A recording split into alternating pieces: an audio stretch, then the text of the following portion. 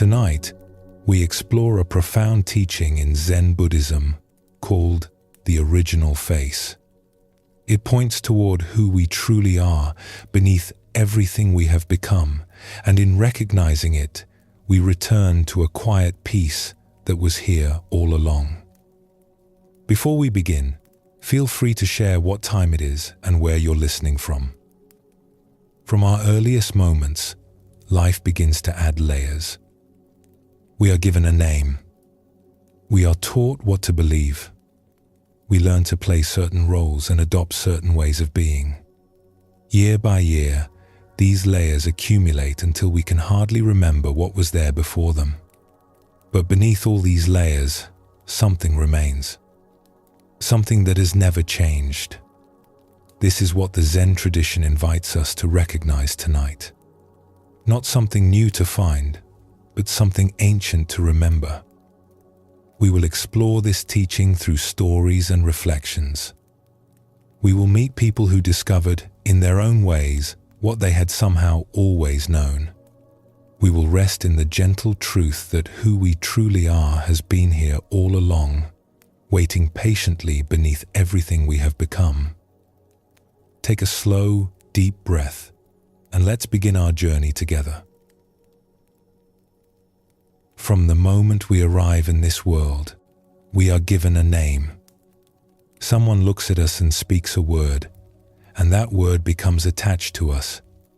We hear it so many times that we start to believe it is who we are.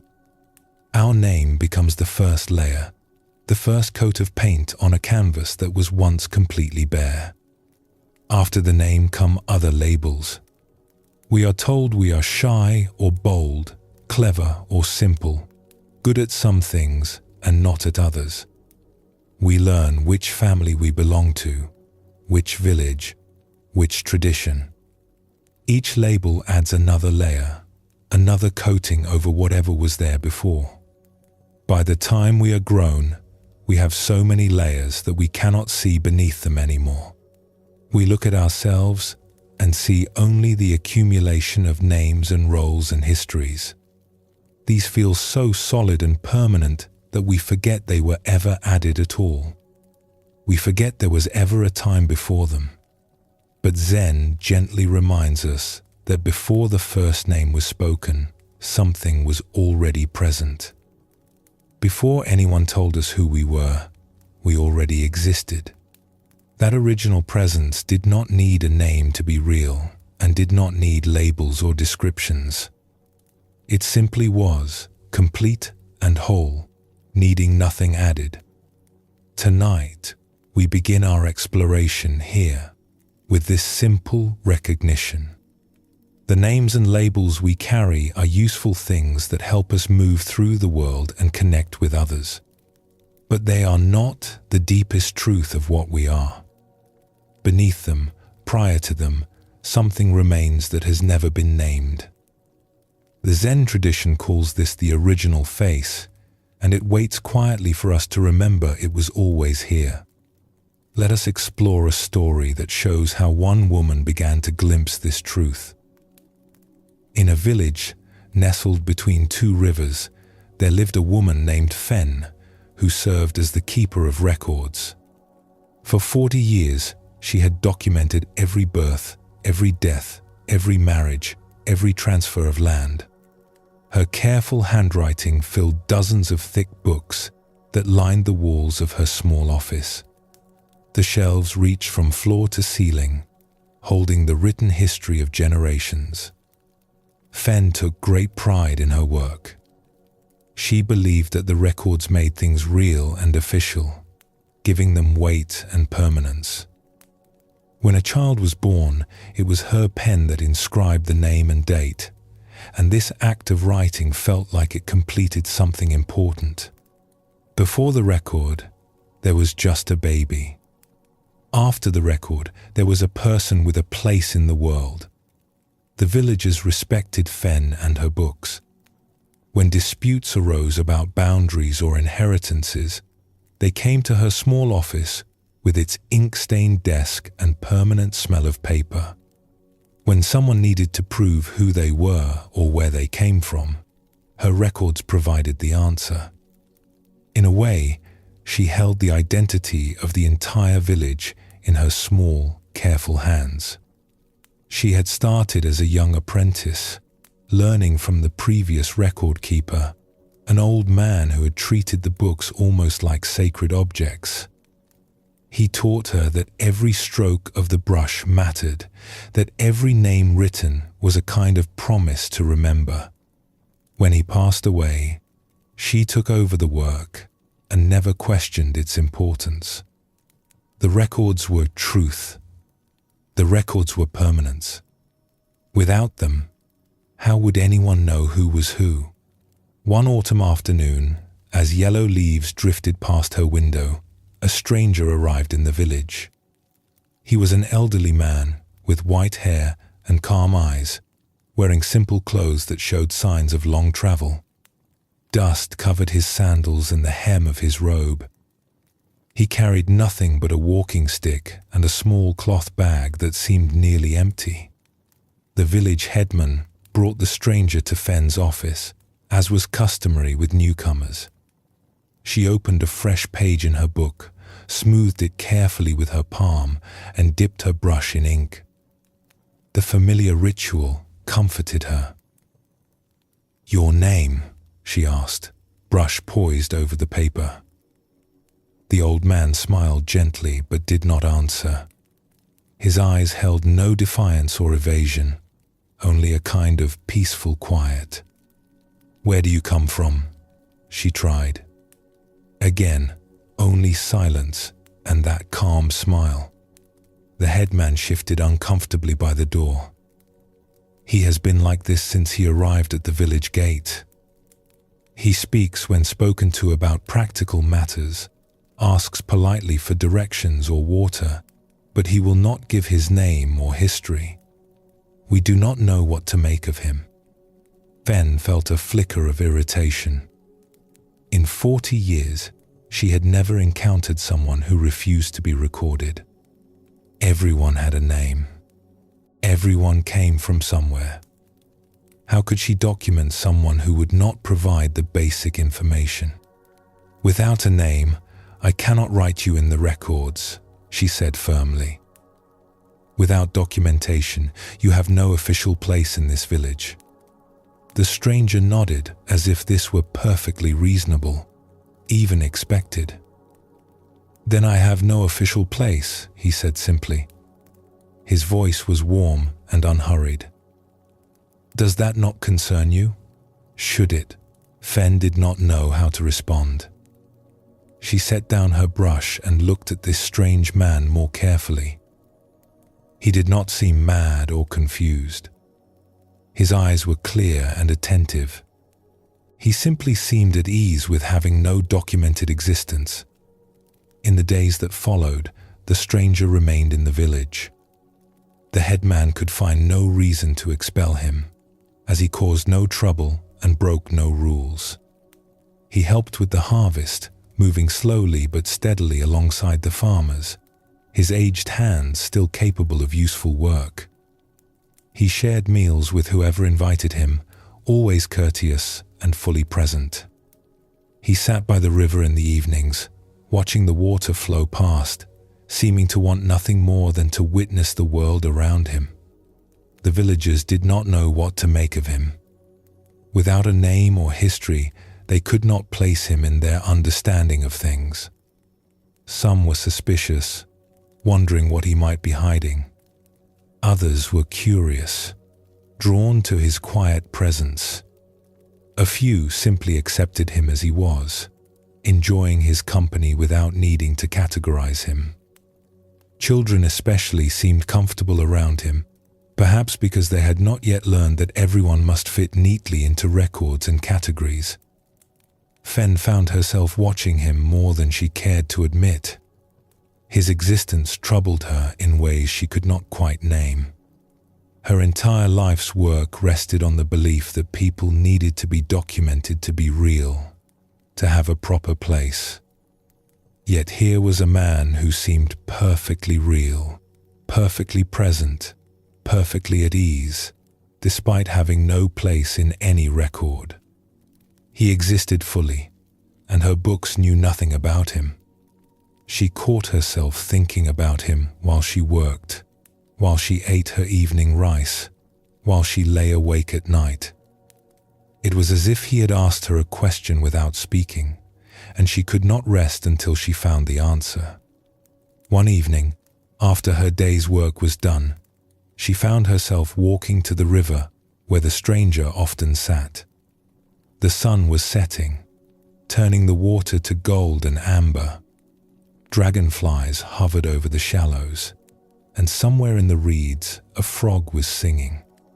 The stranger looked up as she approached and gestured to a flat rock beside him without surprise, as if he had been expecting her. She sat, and for a while they watched the river together in silence. The water moved past endlessly, catching the fading light. "It troubles you," he said finally, "that I will not give you a name." "Yes," she admitted.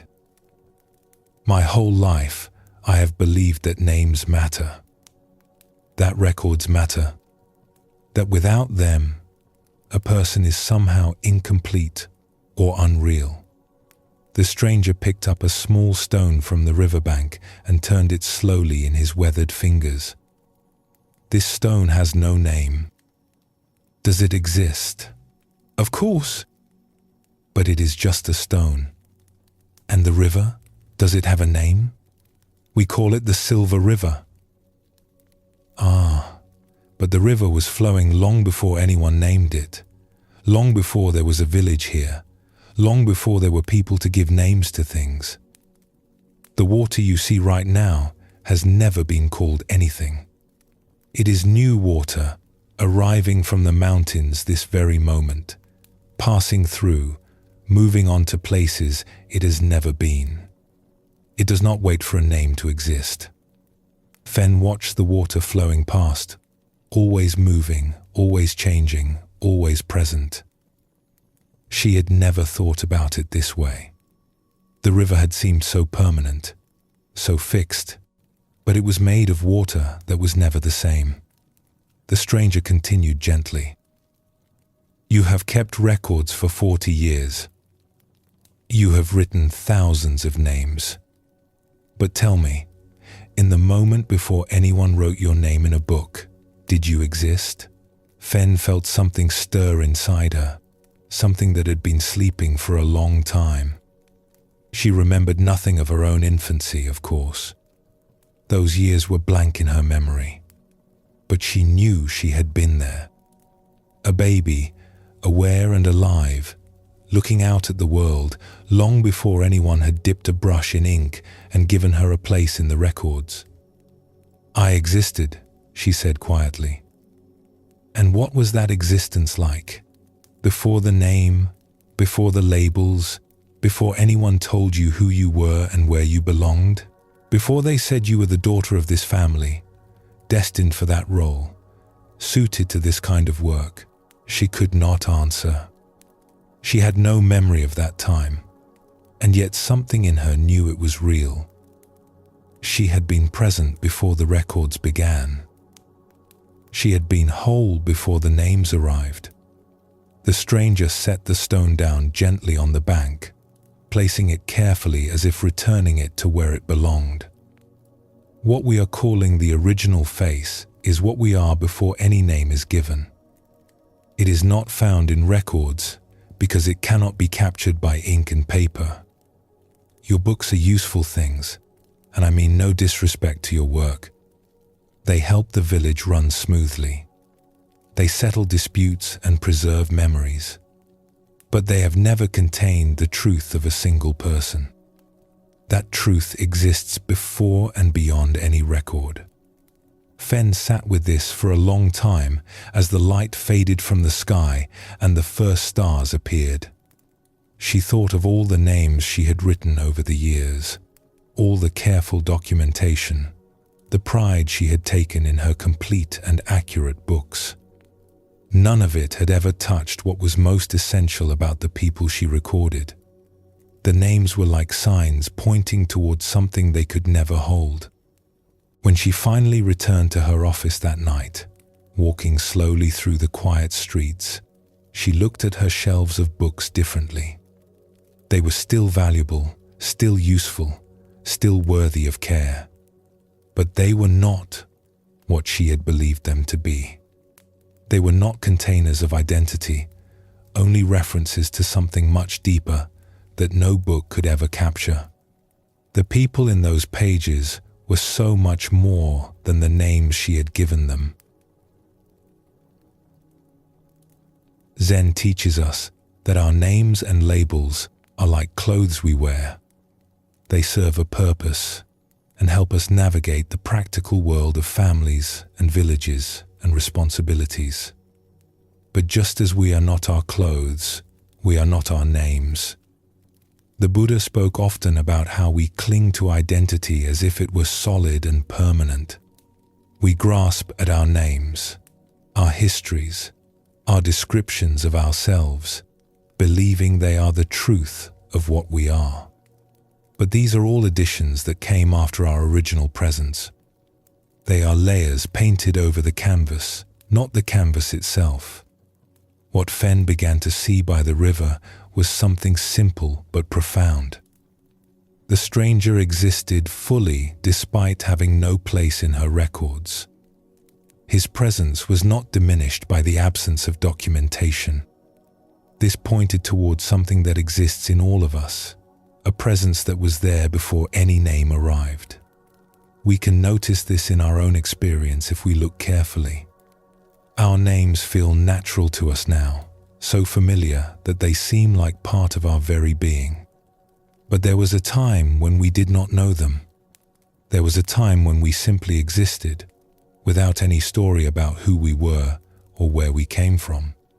That existence was complete in itself, needing no label to be real. The original face is what remains when we set aside all the names and descriptions. It is not a thing we can point to or write down, but it is perhaps the most real thing about us. It was here before the naming began, and it remains here still, beneath all the layers that have accumulated over the years. Let us explore another story that reveals more of this teaching. In a province known for its military tradition, there lived a young man named Toro, whose father was a celebrated general. The father's name was spoken with reverence throughout the land. His victories had brought prosperity to the region, and his strategies were studied by commanders in distant kingdoms. Songs were sung about his courage. Children played games pretending to be him. Toro had grown up in the long shadow of this great name. Everywhere he went, people looked at his face and saw his father looking back at them. They expected him to carry himself with the same authority, to speak with the same commanding presence, to achieve the same remarkable things. "You have your father's eyes," they would say, studying his features as if searching for proof of the connection. "You have your father's bearing. Surely you will become a great general too. The blood runs strong." At first, when he was young, Toro had tried to live up to these expectations. He trained hard in military arts, rising before dawn to practice with sword and bow. He studied strategy and tactics, memorizing the classic texts of warfare. He practiced giving orders and projecting confidence, lowering his voice the way his father did. But no matter how hard he tried, he always felt like he was wearing a costume that did not quite fit. The armor was too heavy. The commanding voice felt false in his throat. Something in him kept whispering that this was not who he was meant to be.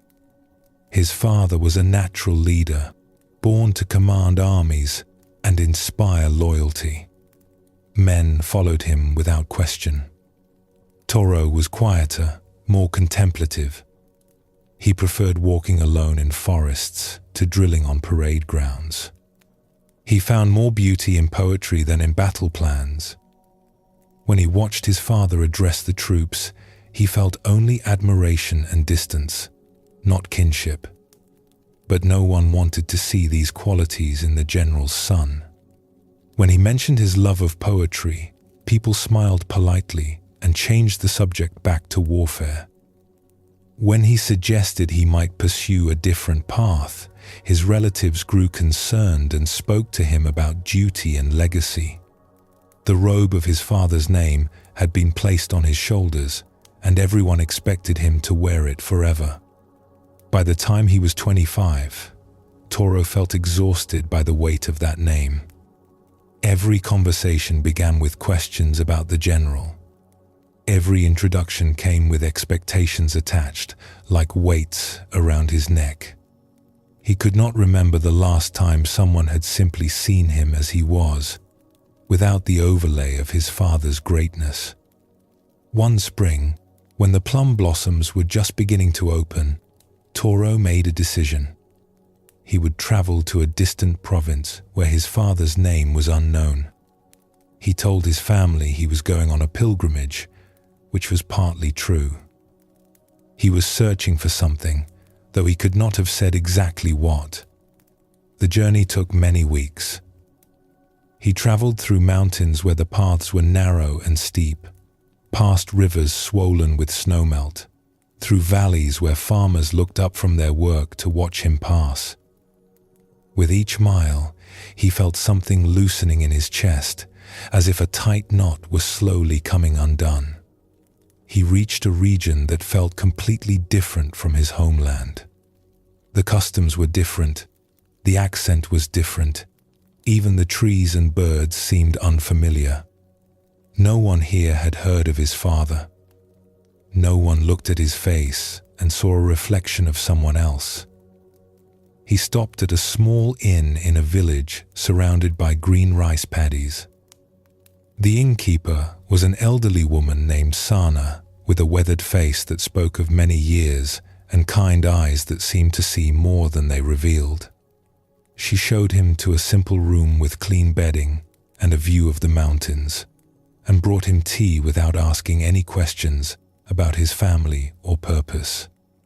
Over the following days, Toro found himself staying at the inn longer than he had planned.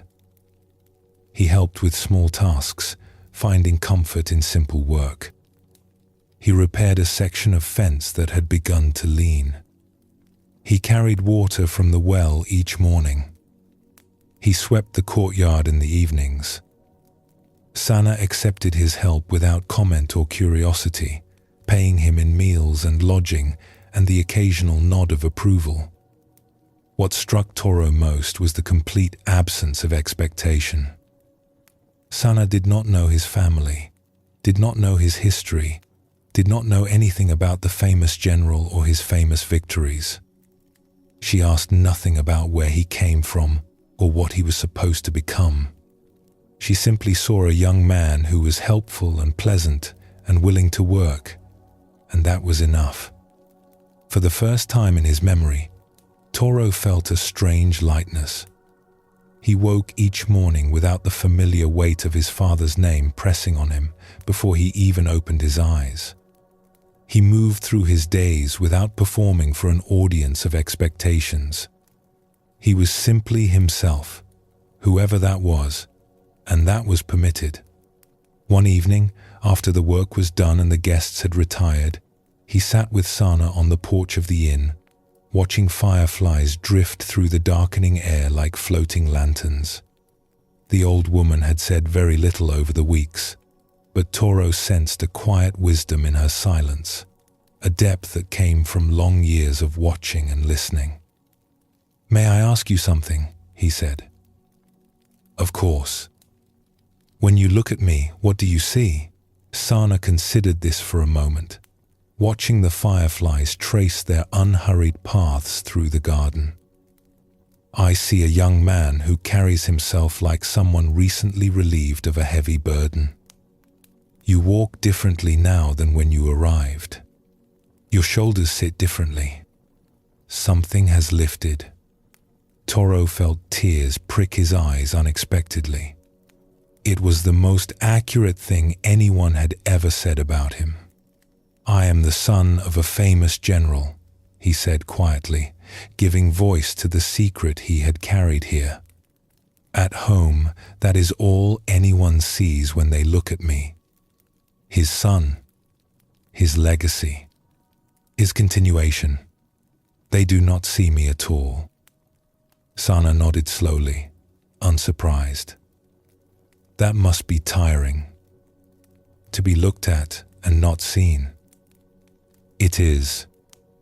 I came here to escape it, even for a little while. Here, when no one knows his name, I can finally breathe. I can finally just be myself. The old woman was quiet for a long moment, watching the fireflies dance their silent dance. Then she said something Toro would remember for the rest of his life. The name you carry is like a robe someone dressed you in when you were too young to refuse. It has weight. It has expectations woven into every thread. But you are not the robe. You were here before the robe was placed on your shoulders, and you remain here beneath it. You would be here still if it fell away entirely. She turned to look at him directly, her eyes catching the last light of evening. What you are feeling now, this lightness, this freedom, this being simply yourself, this is not because you have traveled far from home. It is because, for the first time, you are meeting yourself without the robe.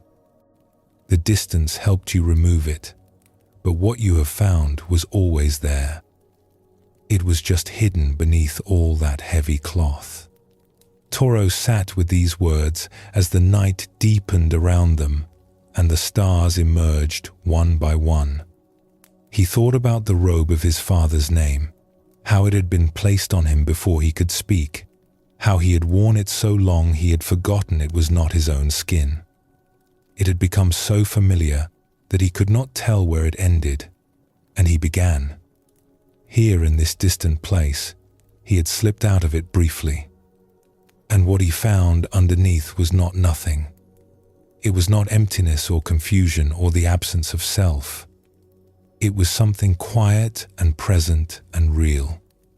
Something that had always been there, waiting patiently to be noticed.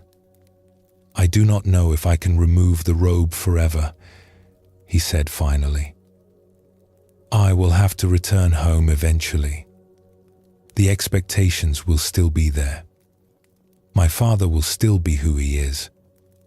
Sana smiled gently.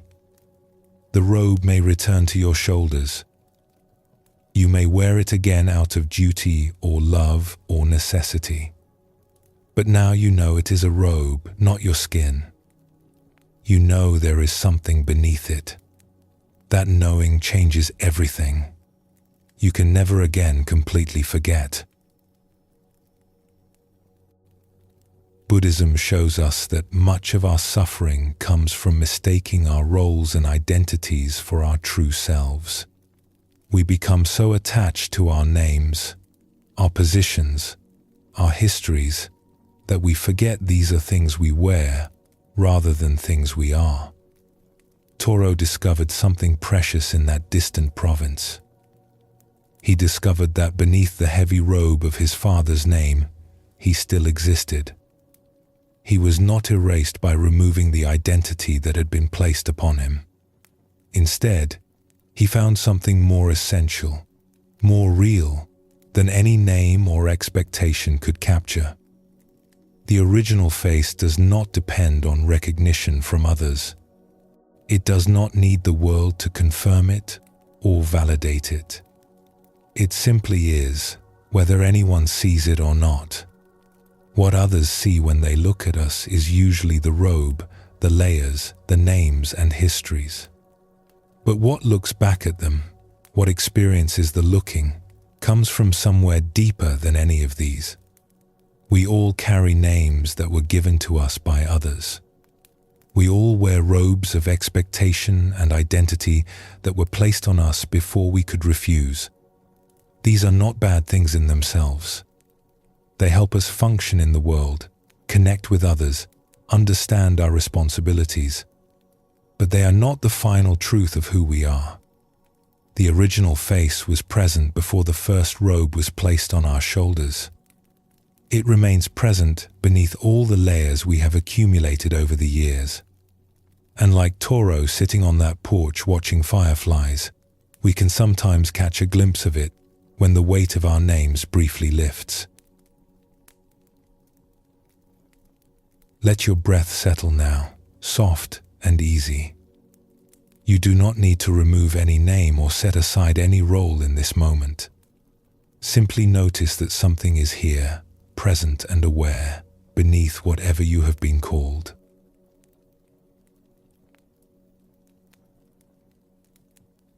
We spend our lives gathering things, not just objects, but knowledge, skills, opinions, and ways of understanding the world. From our earliest years, we are taught and trained, filled with information about how things work and what we should believe. This learning is valuable, and it helps us navigate our days with competence and understanding. But somewhere along the way, we may begin to feel that we are what we have learned. We identify with our knowledge, our skills, our accumulated understanding. We feel that without these things, we would be somehow less, somehow incomplete. Zen gently invites us to look more carefully at this assumption. Before we learned anything at all, we were already here. Before we knew a single fact or held a single opinion, awareness was present. The mind that would eventually learn so much was already awake, already looking out at the world with fresh eyes. This is another doorway into understanding the original face. It is not something we acquire through learning or achieve through effort. It is what was present before the learning began, the awareness that made learning possible in the first place. All our knowledge rests upon it, yet it is not made of knowledge. All our skills flow from it, yet it is not a skill. Tonight we continue our exploration by looking at this relationship between what we know and what we are. The knowing is precious, but something more fundamental lies beneath it. Like the ground that supports a house, it was there before the first stone was laid, and it remains there still, holding everything we have built upon it. Let us explore a story that shows how one woman glimpsed this truth. In a city known for its great libraries, there lived a scholar named Hina, who had devoted her life to learning. Her study was filled with books she had collected over 50 years, their spines worn from reading and rereading. She could recite passages from memory, debate fine points of philosophy, and answer questions that puzzled younger minds. Hina had been curious from her earliest years, always asking why and how, never satisfied until she understood. This hunger for knowledge had driven her through decades of study, and she had become one of the most learned people in the province. Students traveled great distances to sit with her and learn from her vast understanding. She took quiet pride in what she had accumulated. Each book on her shelf represented hours of careful reading. Each piece of knowledge had been hard-won through concentration and effort. Her mind felt like a well-organized storehouse, filled with treasures she could draw upon whenever needed. One afternoon, her young granddaughter Miri came to visit. The girl was only 6 years old, still new to the world, and full of questions about everything she encountered. She wandered through Hina's study, looking at the towering shelves with wide eyes.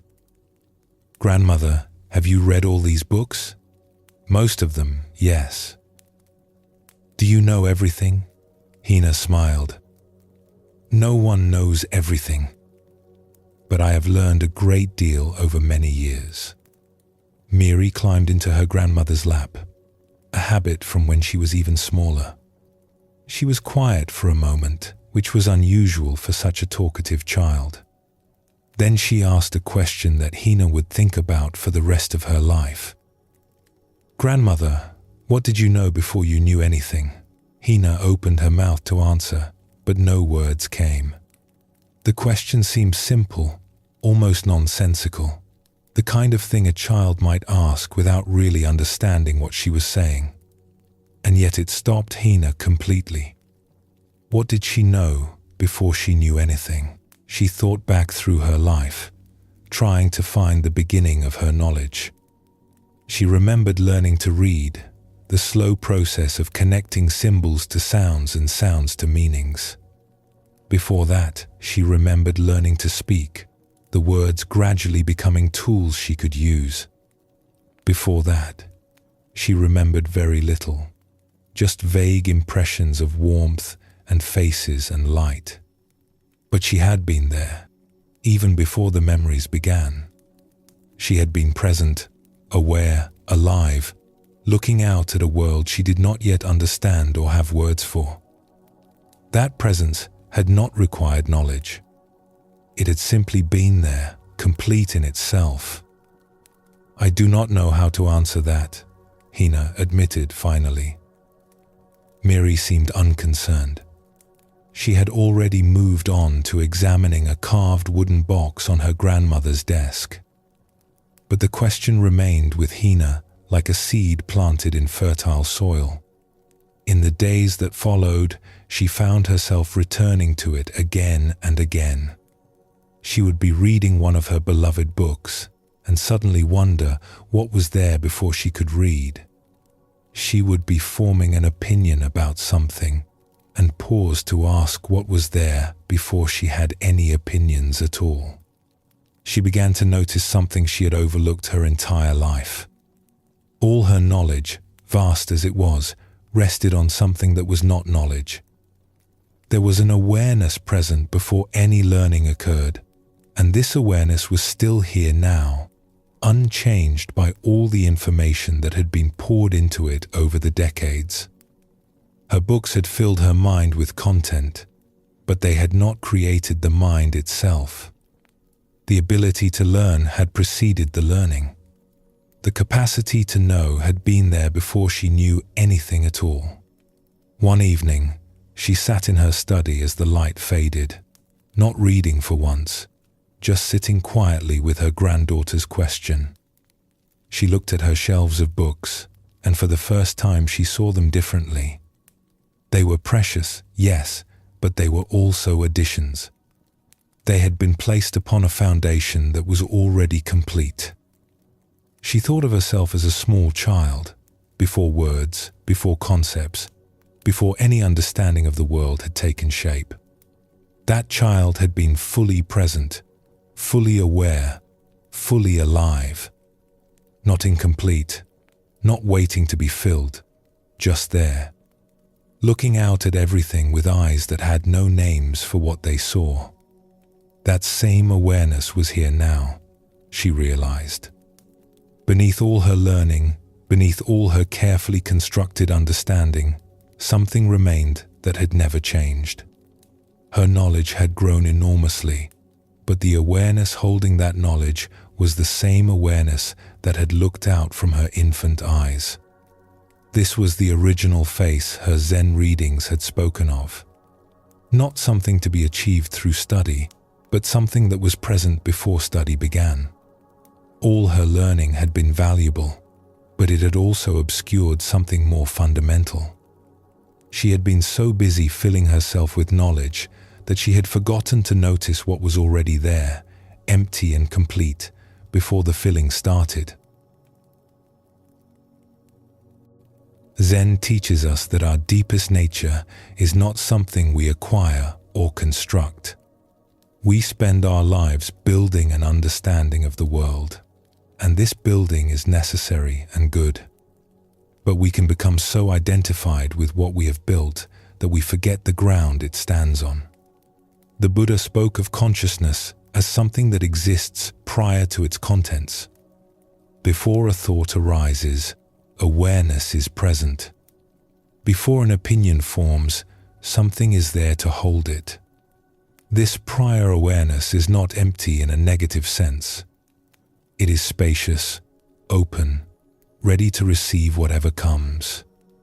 Hina had spent 50 years filling her mind with treasures. Each piece of knowledge was genuinely valuable. But her granddaughter's innocent question pointed to something even more precious. The awareness that had been present before the first book was opened, the first word learned, the first idea understood. We can notice this in our own experience. Right now, as you listen to these words, something is aware of them. That awareness did not come from learning. It was there when you were born, looking out at a world of shapes and sounds and sensations. It is here still, unchanged by all the experiences that have flowed through it. The original face is not found by adding more knowledge. It is glimpsed by noticing what was present before the knowledge arrived. It is the open space in which all learning happens, the silent witness to all our thinking, the ground beneath everything we have built. Let us explore another story that reveals more of this teaching. In a mountain town famous for its tea, there lived a tea master named Vin, who had spent 40 years refining his craft. He could identify any tea by its region of origin, the season of its harvest, even the elevation at which it was grown. His palate was legendary, and people came from distant provinces to taste his preparations and learn from his expertise. Vin had built his knowledge sip by sip, year by year. As a young apprentice, he could barely distinguish one tea from another. Now he could detect subtle notes that others missed entirely. He had words for flavors that most people could not even perceive. His vocabulary of taste had grown elaborate and precise. He took great satisfaction in this expertise. When students came to learn, he would guide them through the subtle differences between teas, teaching them the words and categories they would need to develop their own understanding. He believed that knowledge was the path to appreciation, that the more words you had for something, the more deeply you could experience it. One autumn afternoon, a woman named Sarah arrived at his tea house. She was perhaps 60 years old, with silver hair and a serene expression. What Vin noticed immediately was that she was blind. Her eyes were open but unfocused, and she moved with the careful attention of someone navigating by sound and touch. She had heard of his tea house, she explained, and had traveled a great distance to taste his preparations. Tea had been her companion since childhood, one of the pleasures that remained vivid even after her sight had faded 20 years ago. Vin prepared his finest tea for her, following every step of the ritual with extra care. He watched as she lifted the cup, inhaled the fragrance, and brought it to her lips. She drank slowly, holding each sip in her mouth before swallowing. Her face changed as she tasted. Not dramatically, but in small shifts of expression that Vin found himself watching intently. She seemed to be having a different experience than his usual guests, though he could not say exactly how. When she set down her cup, she was quiet for a long moment. Then she said something that surprised him. "You have great knowledge of tea. I can tell by how perfectly this was prepared, but I wonder if I might ask you something." "Of course." "When you taste tea now, do you taste the tea itself, or do you taste your categories?" Vin did not understand. "What do you mean?" "I have no formal training," Sarah explained. "I never learned the proper words for what I taste. When I lost my sight, my other senses became more vivid. Now when I drink tea, I simply taste it. There is the warmth, the bitterness, the sweetness. the way it changes as it moves across my tongue. I have no names for these things. I just experience them directly. She paused, choosing her next words carefully. Sometimes I wonder if names create a distance between us and what we are experiencing. Before I knew the word for bitter, I knew bitterness itself. The word came later and built a wall between me and the direct taste. Now I try to taste what is there before the words arrive. Vin felt something shift in him. He thought about his own experience of tea, which had become so refined and precise. He could identify dozens of distinct qualities in a single sip. But he realized that his experience was now deeply intertwined with his categories. He did not simply taste anymore. He tasted and named, tasted and compared, tasted and evaluated. The naming had become inseparable from the tasting itself. "How do you do it?" he asked. "How do you taste without naming?" Sarah smiled gently. "I do not do anything special. I simply noticed one day that my words were not the same as my experience. The words come after, like an echo. The taste itself is there first, pure and direct. When I pay attention to what is there before the words arrive, everything becomes more vivid, more real." She lifted her cup again and took another sip, her face softening with simple pleasure. "Try it yourself. Before you name what you taste, notice that you have already tasted it. The knowing happens first. The naming comes second." Vin poured himself a cup from the same pot. He lifted it to his lips and tried to do what she described.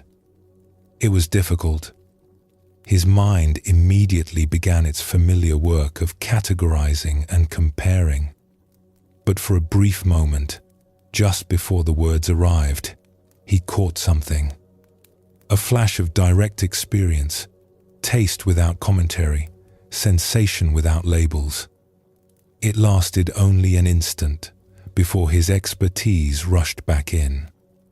But in that instant, he understood what Sarah meant.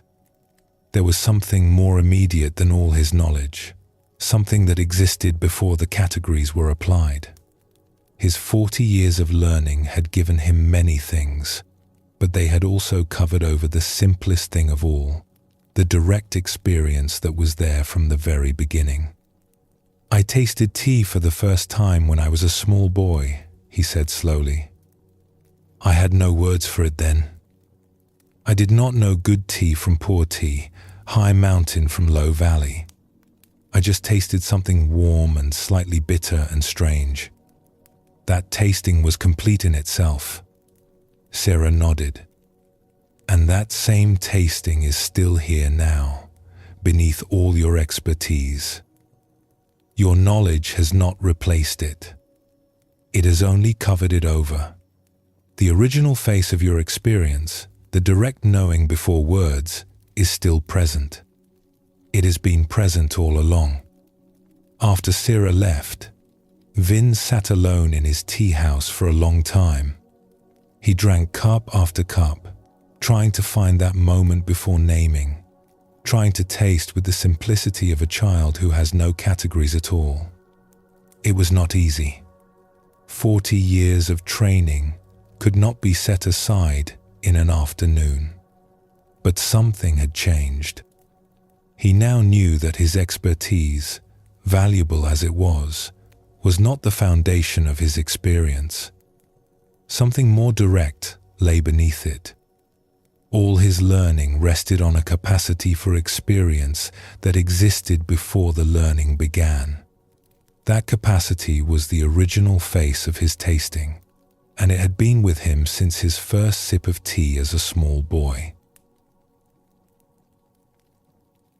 Buddhism shows us that our concepts, useful as they are, create a kind of distance between us and direct experience.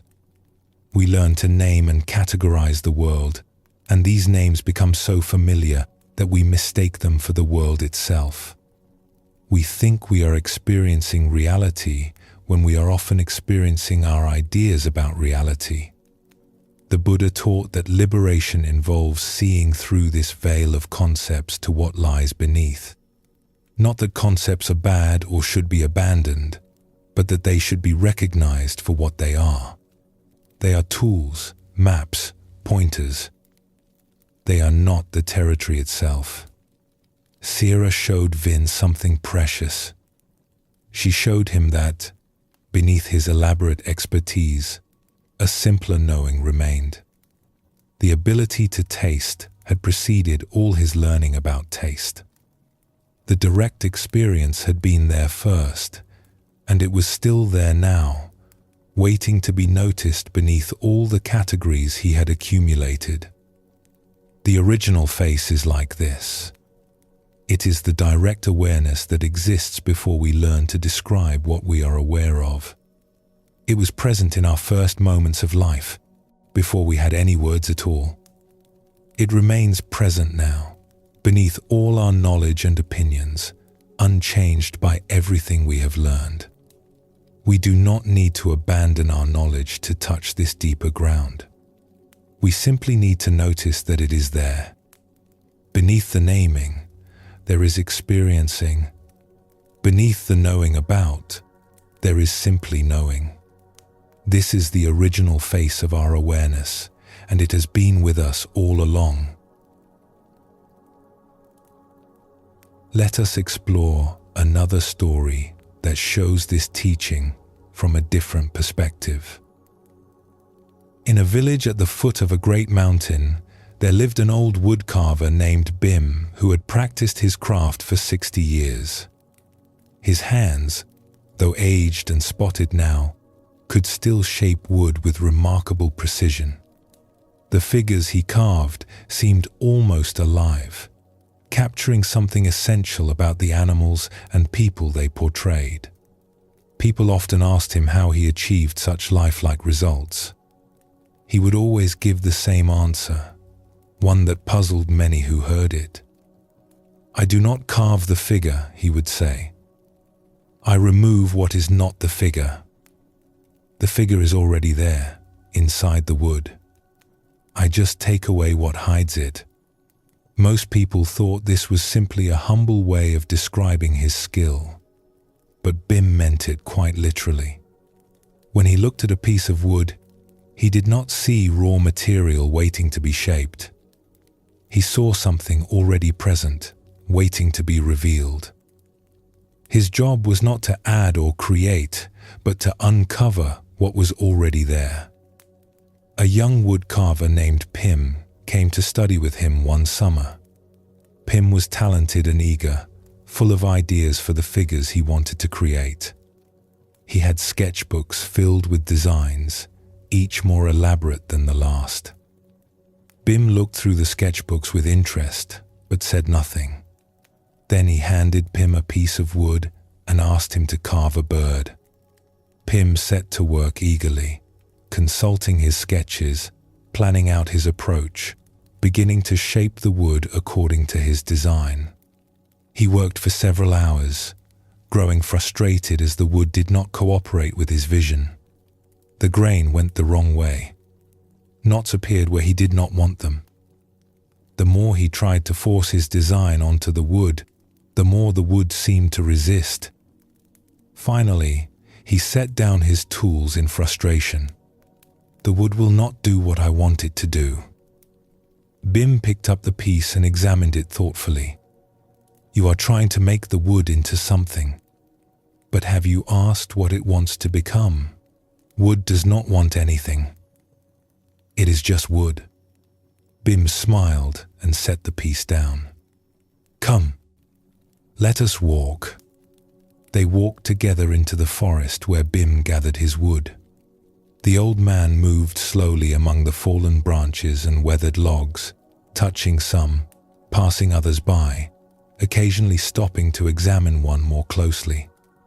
"When I look for wood to carve," he explained, "I do not think about what I want to create. I look at each piece and try to see what is already there. This branch has a curve that suggests a leaping fish. That log has a knot that could become the eye of an owl. I do not impose my ideas. I discover what the wood has to offer. He picked up a small branch and turned it slowly in his hands.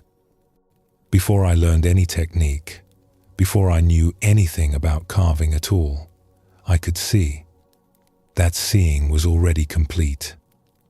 A child could look at this branch and notice its curve, its grain, its character. My years of training have given me the skill to reveal what I see, but the seeing itself was there from the beginning. Pim took the branch and looked at it, trying to see what Bim saw. At first, he could only see raw material, something to be shaped according to his will. But as he looked longer, letting go of his plans and designs, he began to notice the wood itself. The way it curved slightly, the pattern of the grain, the small bumps and irregularities that gave it character. "I think I see a snake," he said slowly. "The way it curves, and this texture at the end could be scales." Bim nodded approvingly. "Now you are looking with your original eyes, the eyes you had before you learned to impose your designs on things. The snake was there waiting. You did not create it. You simply noticed it." Pim returned to his piece of wood with new eyes. Instead of forcing his design onto the material, he looked more carefully at what was there. He noticed the grain, the shape, the natural tendencies of the piece. And slowly, a different figure began to emerge. Not the bird he had planned, but something that belonged to this particular piece of wood. It took him much longer than his usual work, but when he finished, he held something that surprised him. It was not as elaborate as his designs, not as impressive as what he had imagined, but it felt alive in a way his planned figures never did. It felt true. "You found your way back," Bim said, examining the finished piece. "All our training, all our technique, all our accumulated knowledge, it can help us or it can blind us. It helps us when we use it to reveal what is there. It blinds us when we use it to impose what we want." He set the carving down gently. "The original face is like this. It is not something we create or achieve. It is something we uncover by removing what obscures it. All our learning, all our accumulated identity is like wood shavings covering a figure that was always there. The work is not to add more, but to see what remains when the unnecessary is removed."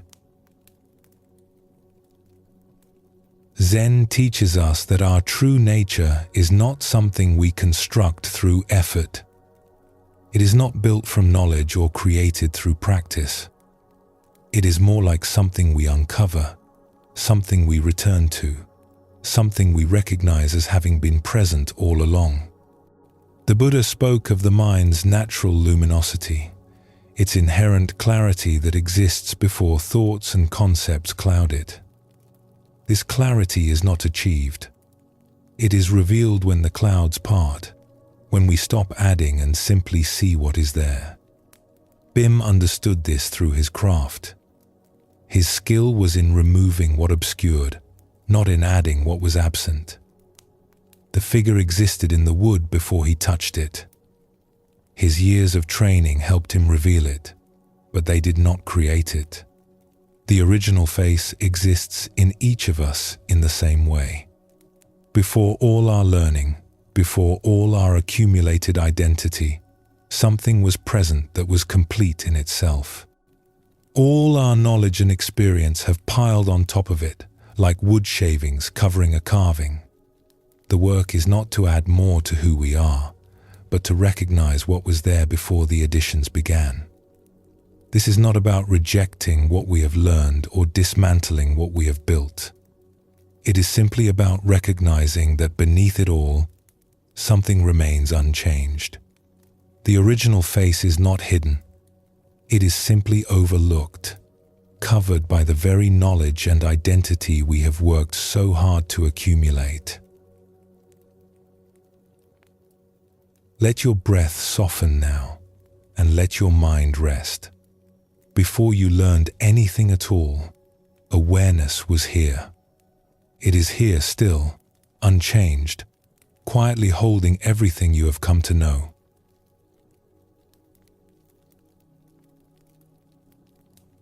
We often come to know ourselves through what we create, the work of our hands, the projects we complete, the things we bring into the world become mirrors in which we see our own reflection.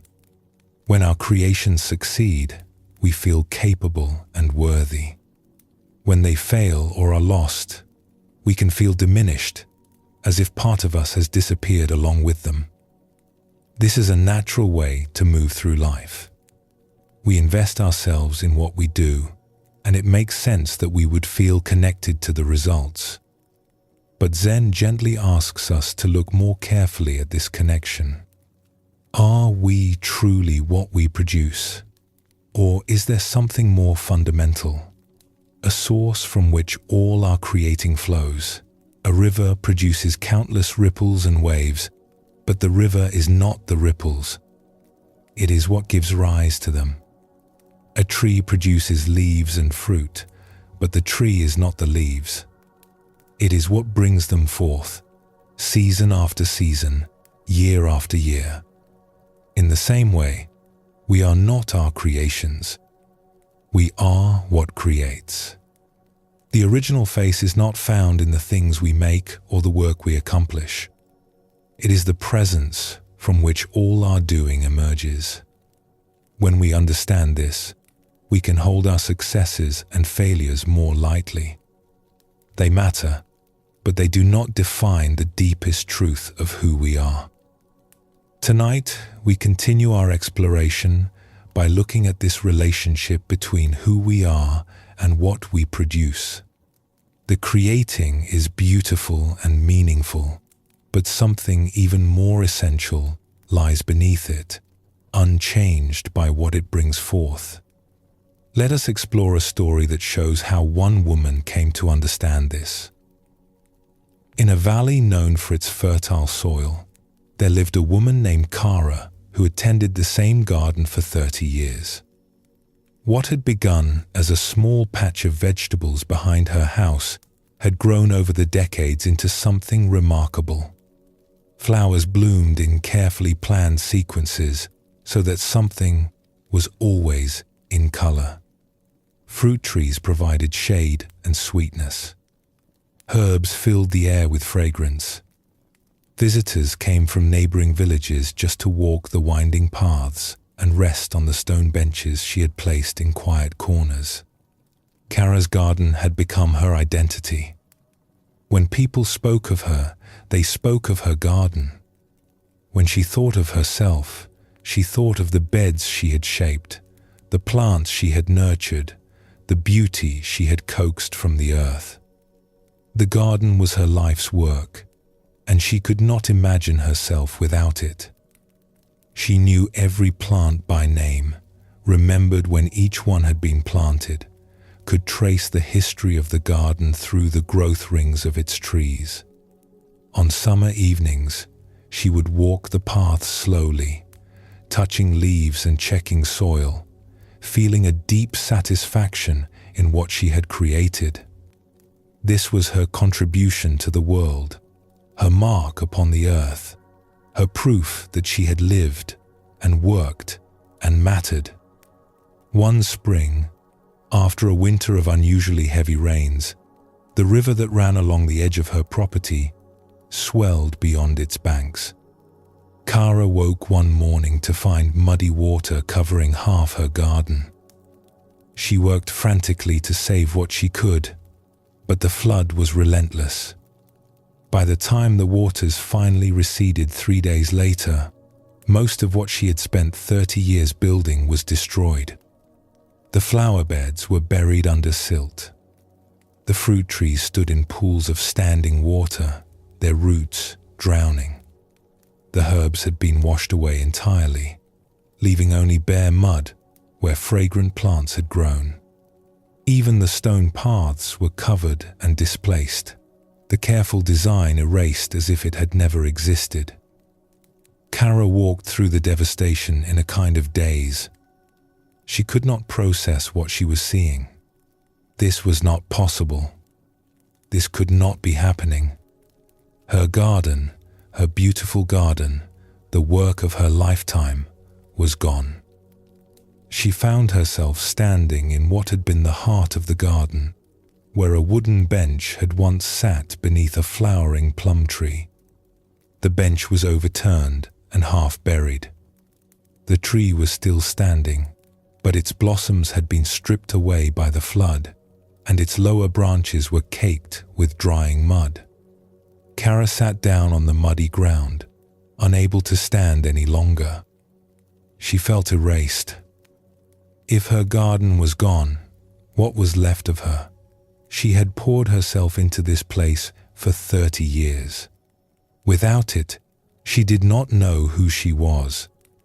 She sat there for a long time as the morning passed into afternoon.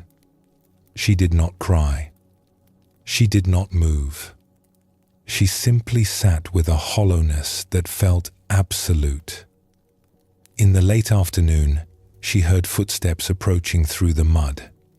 Her neighbor, an old man named Deshi who had lived beside her for many years, picked his way carefully through the debris. He was carrying 2 cups of tea. He did not speak at first.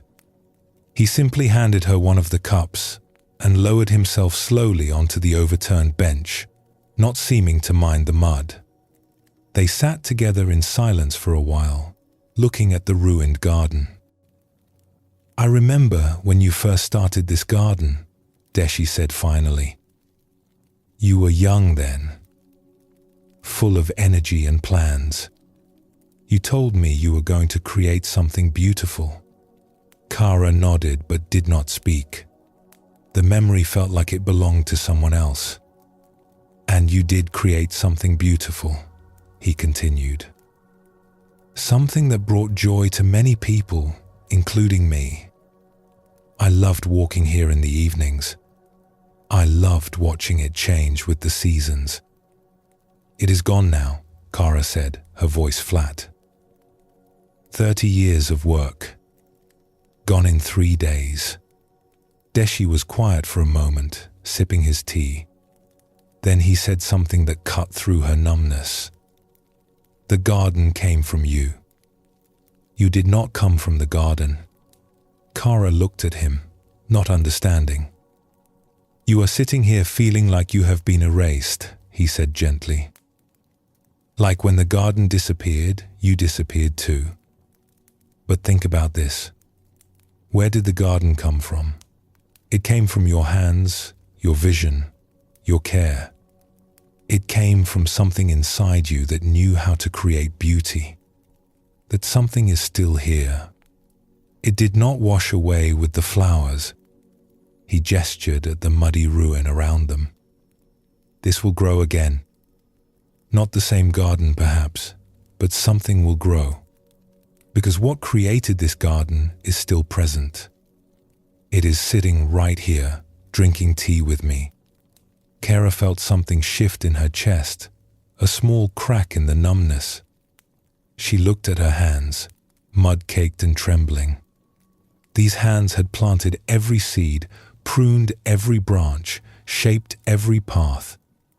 They could do it again. Not because the garden needed to be restored, but because the ability to create had not been lost. "I thought I was the garden," she said slowly. "I thought without it, I was nothing." "Many people make this mistake," Deshi replied. "They pour themselves into their work and then believe they are the work. But the work is like a river flowing from a spring. The river can dry up, can change course, can disappear entirely. But the spring remains.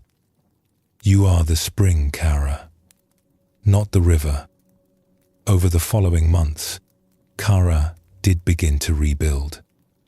Not frantically, not desperately, but slowly and thoughtfully. She found that the loss had changed her relationship with the garden. She still loved the work, still found joy in watching things grow. But she no longer confused herself with what she produced. She knew now that she was something more than her creations, something that would remain even if everything she built washed away again. Zen teaches us that our creations are expressions of who we are, not definitions of who we are. We flow into our work like water into a vessel, but we are not the vessel. We are the water that can take any shape, fill any container, flow in any direction. The Buddha spoke of attachment as a source of suffering, and one of our deepest attachments is to the fruits of our labor. We work hard. We create something meaningful, and then we cling to it as if our very existence depends on its survival. When it is lost or damaged or destroyed, we suffer as if we ourselves have been harmed. But the original face is not found in what we produce. It is the presence that produces, the awareness that creates, the source from which all our doing emerges. This source is not diminished when its creations fail. It is not enhanced when they succeed. It simply is, constant and unchanging, ready to create again whenever the moment calls for it. Kara discovered this truth in the mud of her ruined garden. She discovered that she was not the flowers or the paths or the carefully tended beds. She was what had brought them into being, and that capacity remained untouched by the flood. The original face is like this. It is not our achievements or our failures, our successes or our losses. It is what witnesses them all and remains unchanged. Let us explore another story that reveals more of this teaching. In a region where temples dotted the mountainsides, there lived a bell maker named Bo, who had cast bronze bells for 50 years. His bells hung in temples throughout the province, calling monks to meditation, marking the hours, filling the valleys with their deep, resonant voices. Bo had developed an extraordinary ear over the decades. He could hear subtle imperfections that others missed entirely. He knew exactly how much bronze to use, how long to heat it, how to shape the mold so that the finished bell would sing with perfect clarity. Each bell he created carried something of his essence, some quality of attention and care that could be heard in every note. He often said that his bells were his children, and in many ways they were. He had given birth to them through fire and skill and patient labor. When he heard one of his bells ringing in a distant temple, he felt a deep satisfaction, as if part of him had found a home in that sacred sound. But in his 70th year, Bo began to notice something troubling. The high tones of the bells were becoming harder to hear. At first, he thought it was just fatigue, but the problem grew worse over the months. By the following year, he could no longer hear the subtle overtones that had always guided his work. His hearing was failing. The sense that had defined his craft, that had made his bells exceptional, was slowly disappearing. Bo fell into a deep sadness. He still went to his workshop each day, but the joy had gone out of the work. He could no longer trust his own ears. He could no longer know if a bell was perfect or flawed. The thing that made him who he was seemed to be leaving him, note by note, tone by tone. One afternoon, a monk named Suro, who had known Bo for many years, came to visit. Suro was old himself, his face weathered by decades of practice and contemplation. He found Bo sitting in his workshop, staring at a half-finished bell with empty eyes. "I heard about your ears," Suro said, settling onto a stool across from the bellmaker. "I am sorry." Bo shook his head. "It is more than my ears. It is everything. My whole life has been about sound, about hearing what others cannot hear, about giving voice to bronze. Without my hearing, what am I?" Suro was quiet for a moment, looking at the bell that hung between them. "May I tell you something I have observed over the years?" Bo nodded. "I have heard many bells in my lifetime. I have meditated to the sound of bells from many different makers. Yours have always been different. Not just in their sound, though that is beautiful. There is something else in them, something I can feel even when the sound has faded. A quality of presence, of care, of attention." He reached out and touched the bronze surface of the unfinished bell. "This quality did not come from your ears alone. It came from something deeper. Your ears were tools that served something more essential. That something is still here, even if the tools are failing." Bo shook his head again. "You do not understand. The sound is everything. Without being able to hear it perfectly, I cannot know if the bell is right." "Perhaps," Suro acknowledged. "Perhaps your bells will be different now. Perhaps they will no longer be perfect in the way they were before. But let me ask you this. Before you learned to hear so precisely, before you developed your remarkable ear, what was it that drew you to this work?" Bo thought back to his youth, to the first time he had watched a bell being cast. He remembered the heat of the forge, the glow of the molten bronze, the moment when the mold was broken and the bell emerged. He remembered striking it for the first time and feeling something move in his chest. "I loved the way they rang," he said slowly. "Even before I could hear all the subtleties, I loved the sound. It felt like the voice of something sacred. And that love, that sense of the sacred, did it come from your ears?" Bo was silent. The love had come from somewhere deeper than his hearing. It had come from a place that recognized beauty before he had words for it, that felt the sacred before he could analyze it. "Your ears gave you the ability to refine your bells," Suro said gently. "They let you hear flaws and correct them.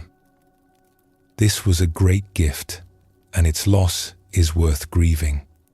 But the source of your work was never your ears. It was whatever recognized the sacred in that first ringing sound. It was the presence that poured itself into each bell with love and attention. That presence has not gone deaf. It is still here, listening in a way that goes beyond sound." Bo sat with these words for a long time after Suro left. He thought about all the bells he had made, all the sounds he had shaped over 50 years. They had mattered to him so much, had felt like extensions of himself. But Suro was right. The bells expressed something that existed before them.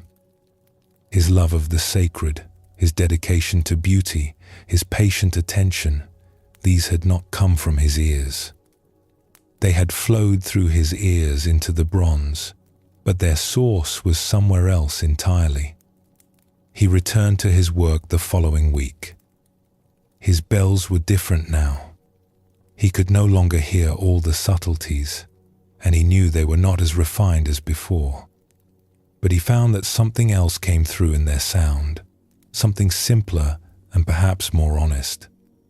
When he struck them, he listened not with his failing ears, but with that deeper place that had first recognized the sacred in bronze song.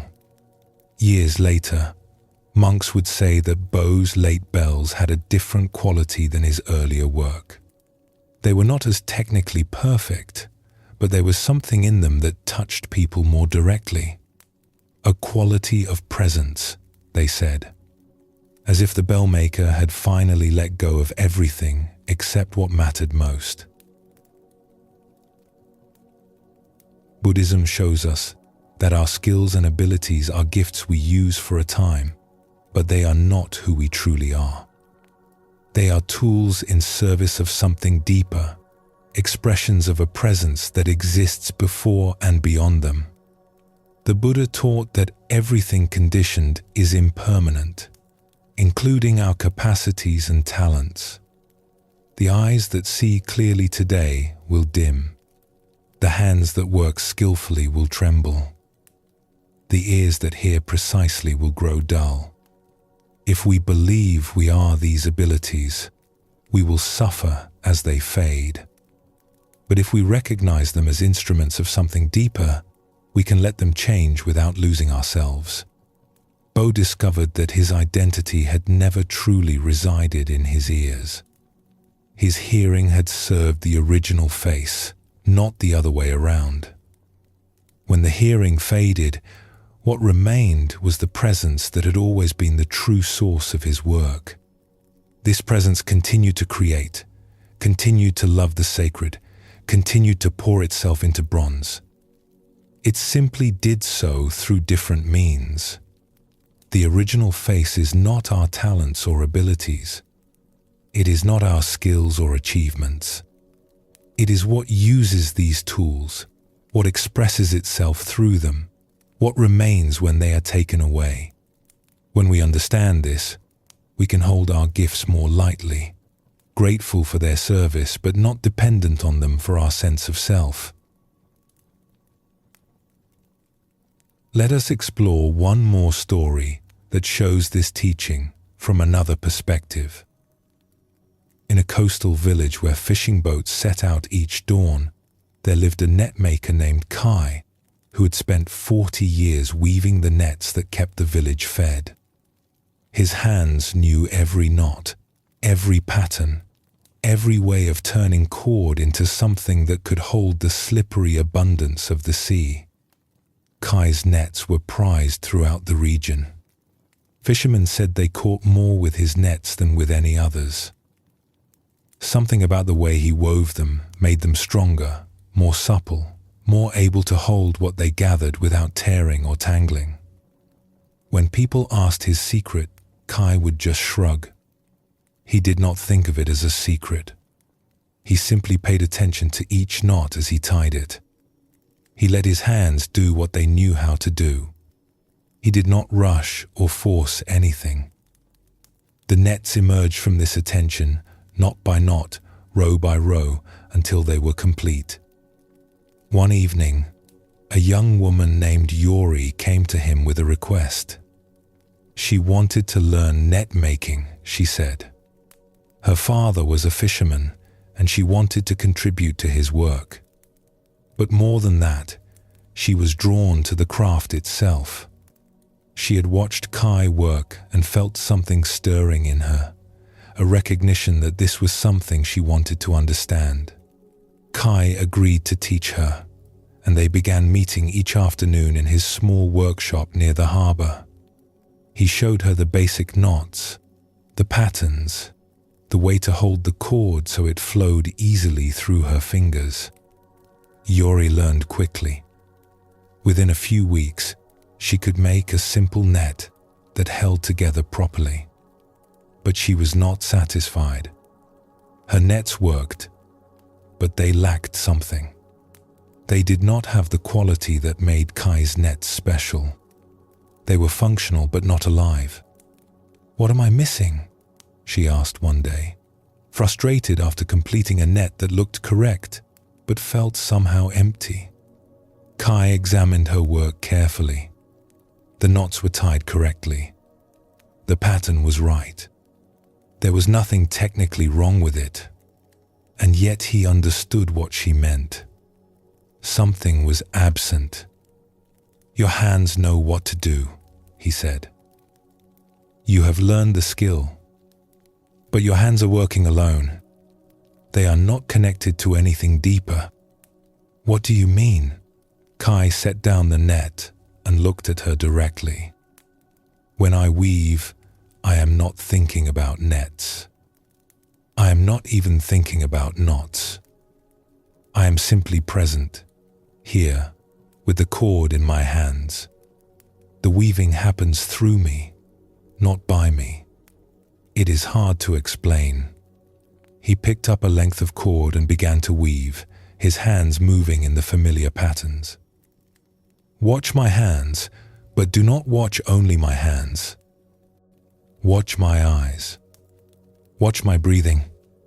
Watch all of me. Yuri watched.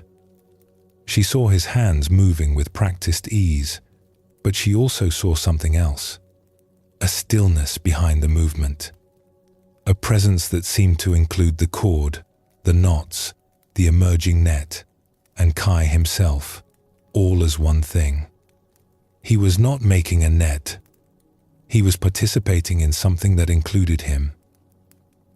What you are seeing is not a technique, Kai said as he worked. It cannot be taught the way I taught you the knots. It is more like remembering something you already know. Before you learned any craft at all, before you knew how to do anything useful, you were already present. That presence is still here. When you weave from that place, the net has life. When you weave from your hands alone, it is just cord. Yuri returned to her work with new attention. She tried to find the presence Kai had pointed to, the awareness that existed before her skills. It was difficult. Her mind kept jumping to the technique, evaluating each knot, comparing her work to his.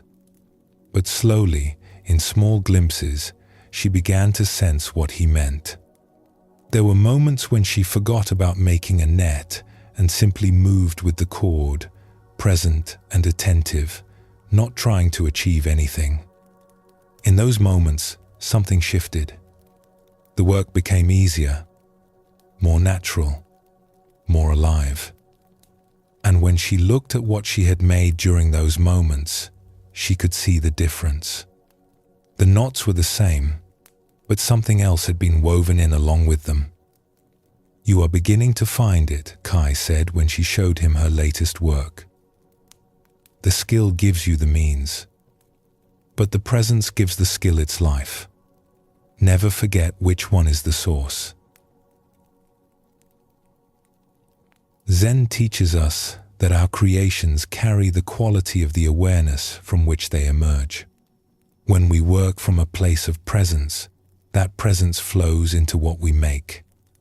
When we work from mere technique, we produce things that are correct, but somehow lifeless. The original face is this presence that exists before any skill is learned. It is what gives life to everything we do, what makes our creations more than just products of effort. Skills can be taught and learned, but the presence from which meaningful work emerges is something we already possess. It does not need to be acquired. It simply needs to be recognized and allowed to participate in what we do. We are not our skills, though we express ourselves through them. We are not our products, though we bring them into being.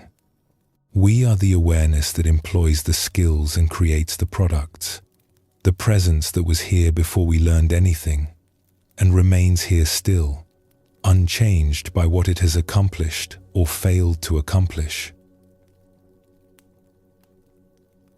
Let your body settle now, heavy and at ease. Whatever you have created, whatever you have lost, something in you remains untouched. Rest in that for a moment and let your breathing be soft.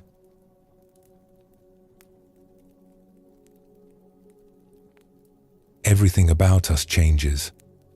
The body we inhabit today is not the body we had as children. The thoughts that fill our minds now are different from those we thought last year or last decade. Our feelings rise and fall like weather, sunny one moment, clouded the next. Even our personalities shift over time, shaped by experience and circumstance.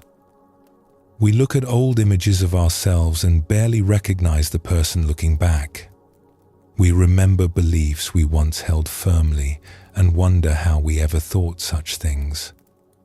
The self that existed 10 years ago feels almost like a stranger, connected to us, but somehow distant and unfamiliar.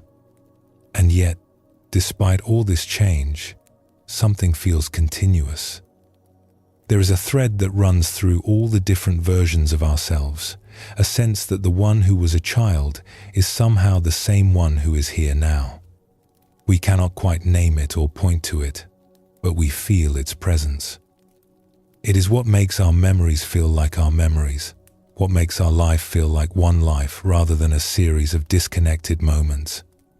Zen invites us to look carefully at this sense of continuity. What is it that remains unchanged while everything else transforms? What is the still point at the center of all this movement? The original face is not any of the things that change. It is not the body, which ages and alters. It is not the thoughts, which come and go endlessly. It is not the feelings, which shift with circumstance. It is the awareness that witnesses all these changes, the silent presence that has been here through every phase of our lives. Tonight, we continue our exploration by looking at this unchanging center, not as an idea to understand, but as something to notice in our own experience. It has been with us since our first breath. It is with us still. Let us explore a story that shows how one woman glimpsed this truth. In a house at the edge of a quiet town, there lived a woman named Yuki who had kept a journal every day for 60 years. She had started as a young woman, just married, full of hopes and uncertainties about the life ahead. Each night before sleep, she would write a few lines about her day, her thoughts, her feelings. The habit had never broken. Now the journals filled an entire room. Dozens of cloth-bound books lined the shelves, each one containing a year of her life in careful handwriting. The earliest volumes were written in the bold strokes of youth. The later ones showed the gradually changing hand of age. Together, they formed a record of one human life, day by day, decade by decade. Yuki's daughter, Michi, had always been curious about these journals. She knew they existed, but had never read them, respecting her mother's privacy.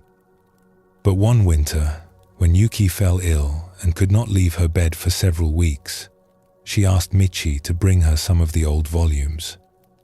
She wanted to revisit certain times in her life, she said. She wanted to remember. Michi carried armfuls of journals to her mother's bedside. Over the following days, as Yuki rested and recovered, they began to read through them together.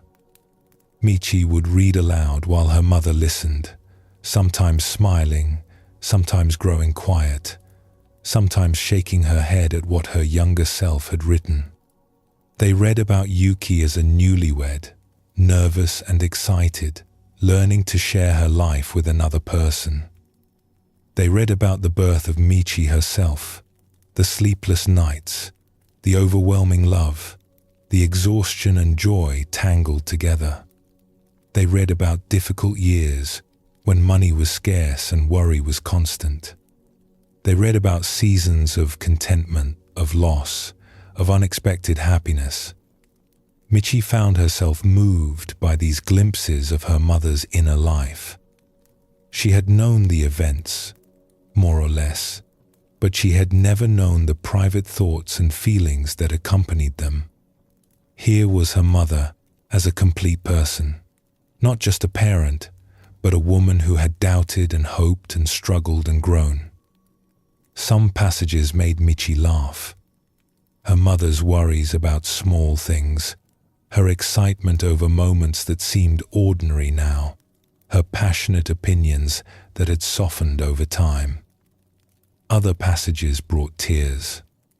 The raw grief after Michi's father died. The fear during a year when illness had threatened to take Michi herself as a child. The quiet loneliness of certain seasons that Michi had never known about. Through it all, she began to see something remarkable. The voice in the journals changed over the decades. The young bride wrote differently than the middle-aged mother, who wrote differently than the widow, who wrote differently than the elderly woman resting beside her now. The handwriting changed, the concerns changed, the tone changed. And yet there was an unmistakable continuity, a thread that ran through all the different voices, connecting them into one life. One afternoon, after reading a particularly emotional passage from 40 years earlier, Michi set down the journal and looked at her mother. "Which one of these is really you?" she asked. The hopeful young bride? The exhausted mother? The grieving widow? You seem like so many different people in these pages. Yuki was quiet for a long moment, looking at the stack of journals on the table beside her bed. Her life, written down. So many versions of herself, preserved in ink. "I have wondered the same thing," she said finally. "When I read these old entries, I barely recognize myself sometimes. The woman who wrote this 40 years ago, she felt things I no longer feel, believed things I no longer believe. And yet I know she was me. There is a thread connecting us, even though almost everything else has changed." She reached out and touched one of the journals, her aged hand resting on the worn cloth cover. "The one asking the question is closer to me than any of those pages. I wrote all of them. I lived all those seasons. But what watched them pass has not been captured in any book." Michi considered this. "You mean there is something that stayed the same while everything else changed?" "Yes. Something that was there when I was a young bride, writing nervously about my new life. The same something was there when I held you as a baby, when I sat beside your father as he died, when I wrote this morning about the snow outside my window. Everything else shifted and transformed. But there was always someone watching, someone experiencing, someone aware of what was happening. That someone has not aged the way my body has aged. It has not changed the way my thoughts and feelings have changed." She smiled gently. "When I read these old journals, I am not reading about a stranger. I am reading about what happened to this awareness, this presence, over the course of a lifetime. The presence itself is still here, unchanged. Only the experiences have been different." Michi looked at her mother with new eyes. She had always seen the external changes, the graying hair, the lined face, the slower movements. But now she caught a glimpse of something else, something looking out from behind her mother's eyes that was not old at all. It was simply present, awake, the same presence that had looked out from the eyes of the young bride 60 years ago. "Is that what you mean by remembering?" Michi asked. "Not just the events, but this thread that connects them all, perhaps. When I asked you to bring me these journals, I thought I wanted to remember the past. But what I really wanted, I think, was to feel that continuity again. To remind myself that despite all the changes, something has remained. Something that makes all these different selves one life." Yuki closed her eyes, tired from the conversation but peaceful. The journals captured the waves. But the ocean that held them all, that does not fit in any book. It has been here all along, holding every wave, unchanged by any of them. Zen teaches us that we are not the passing contents of our experience. Thoughts come and go, feelings rise and fall, even our sense of who we are shifts over time. But there is something that witnesses all this movement, a still point that does not move with what it sees. The Buddha spoke of consciousness as something that exists prior to its objects. Before a thought arises, awareness is present to receive it. Before a feeling emerges, something is there to feel it. This prior awareness is not itself a thought or a feeling. It is the space in which thoughts and feelings appear and disappear. Yuki discovered this through her journals. Reading through 60 years of her life, she saw how much had changed, how many different selves she had been. But she also sensed the thread that connected them all, the awareness that had witnessed every phase without being any particular phase.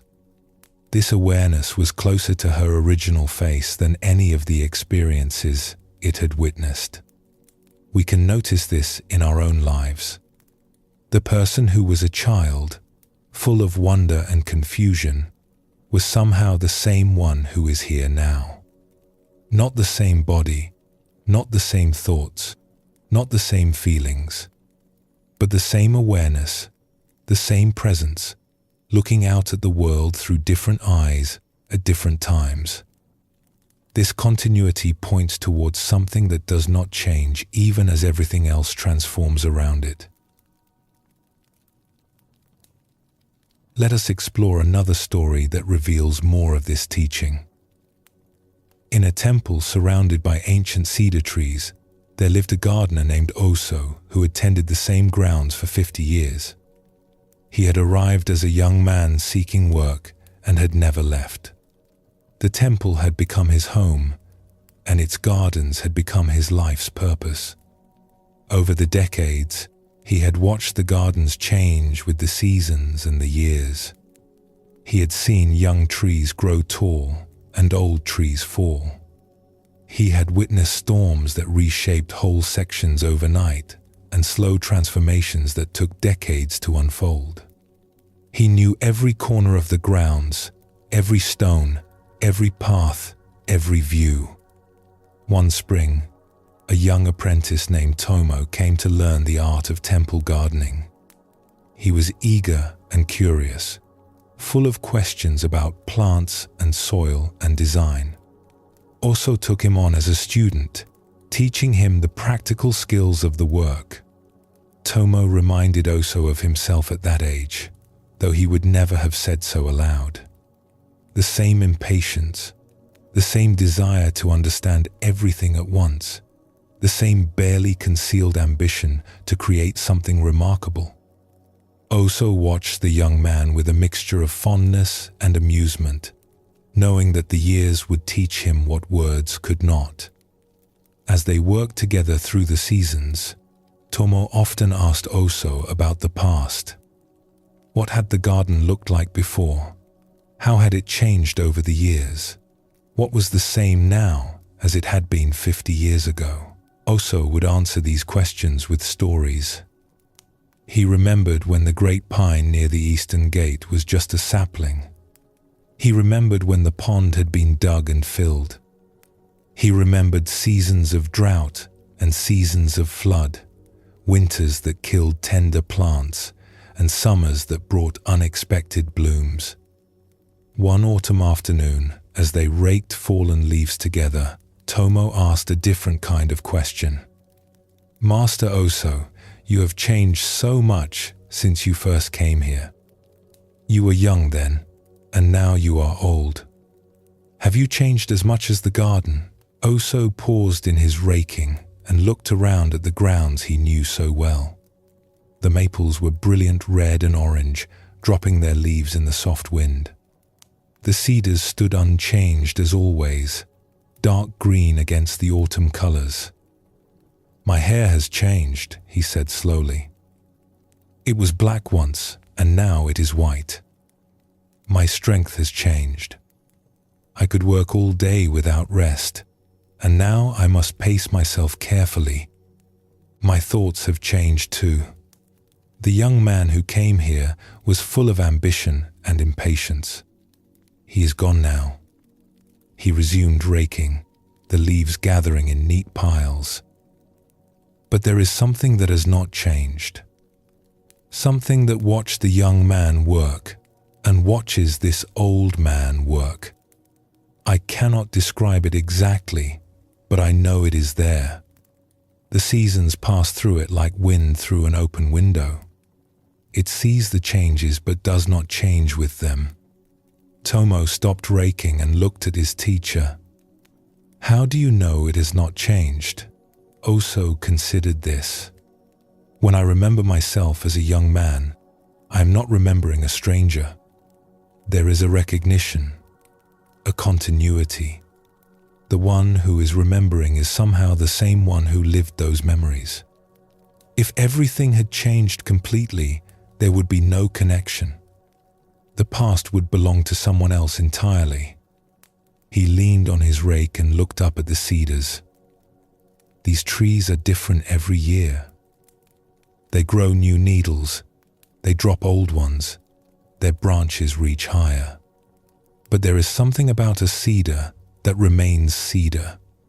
Year after year, century after century. Something essential that does not change even as the tree transforms. And we are like the trees? In a way, we grow and change and age. But there is something in us that remains. Something that was there in our first moments and will be there in our last. I cannot point to it or describe it, but after 50 years in this garden, I have come to trust it.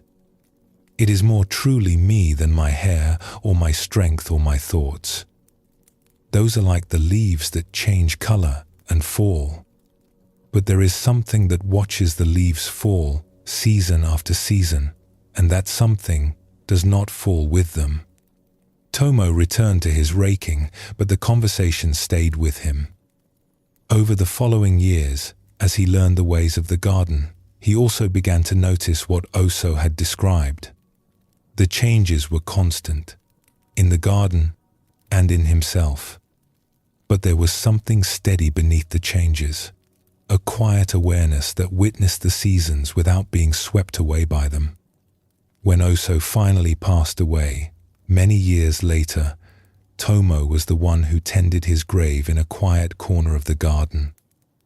He remembered their conversation about change and continuity, about the something that remains while everything else transforms. He understood now what Oso had meant. The old gardener's body had returned to the earth, but the awareness that had looked out from his eyes, that had witnessed 50 years of seasons, that was something else entirely. It did not belong to the grave. Buddhism shows us that impermanence is the nature of all conditioned things. Bodies age, thoughts pass, feelings fade. Nothing that can be seen or touched or measured remains the same for long. This is not a tragedy, but simply the way things are, the endless flow of arising and passing that characterizes all experience. But the Buddha also pointed towards something that witnesses this flow without being carried away by it. Awareness itself does not age the way the body ages. It does not come and go the way thoughts and feelings come and go. It is more like the sky through which clouds pass, unchanged by the weather it holds. The original face is this unchanging awareness. It was present when we were children, looking out at a world full of mystery. It is present now, looking out at a world we think we understand. It will be present tomorrow, whatever that brings. The contents of experience keep changing, but the awareness that holds them remains the same. Oso understood this through his years in the garden. He watched everything change, including himself, and yet he sensed something that did not change with all the rest. This was not a comforting belief or a philosophical idea. It was something he noticed directly, something he came to trust through decades of careful attention. Let us explore one more story that shows this teaching from another perspective. In a village beside a wide, slow river, there lived a woman named Mina who had worked as a ferry operator for 30 years.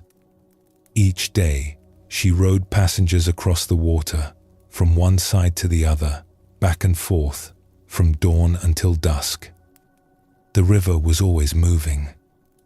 Its currents shifted with the seasons, faster in spring when the snow melted, slower in the dry months of summer.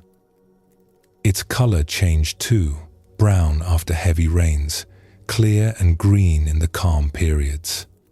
Some days it was smooth as glass, and other days the wind raised waves that made the crossing difficult. Mina knew the river in all its moods. She had learned to read its surface, to anticipate its currents, to work with its power rather than against it. Over 30 years, she had come to love its constant change, the way it was never quite the same 2 days in a row. One afternoon, a traveler boarded her ferry for the crossing. He was a middle-aged man with the look of someone who had been walking for many days. His clothes were dusty from the road, and there was a heaviness in his expression that suggested he carried more than just the pack on his back. As Mina rowed them across, he watched the water flowing past with great attention, as if searching for something in its movement. "This river," he said. "It is never the same, is it? The water we are floating on right now has never been here before and will never be here again." "That is true," Mina agreed. "I have been crossing this river for 30 years, and I have never crossed the same river twice. Every crossing is new, even though I have made this journey 10,000 times." The traveler nodded thoughtfully. "I have been thinking about change lately. How nothing stays the same, how everything passes. I lost my wife last winter, and since then I have been walking, trying to understand what remains when someone we love disappears. It makes me wonder what is real, if everything is constantly disappearing." Mina let the oars rest for a moment, allowing the ferry to drift with the current. She understood this kind of grief, this searching. She had felt it herself at different times in her life. "May I tell you what I have noticed after 30 years on this water? Please. The river is always changing, as you say. But there is also something that does not change.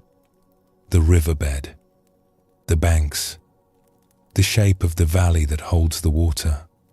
The water flows through, but the river remains.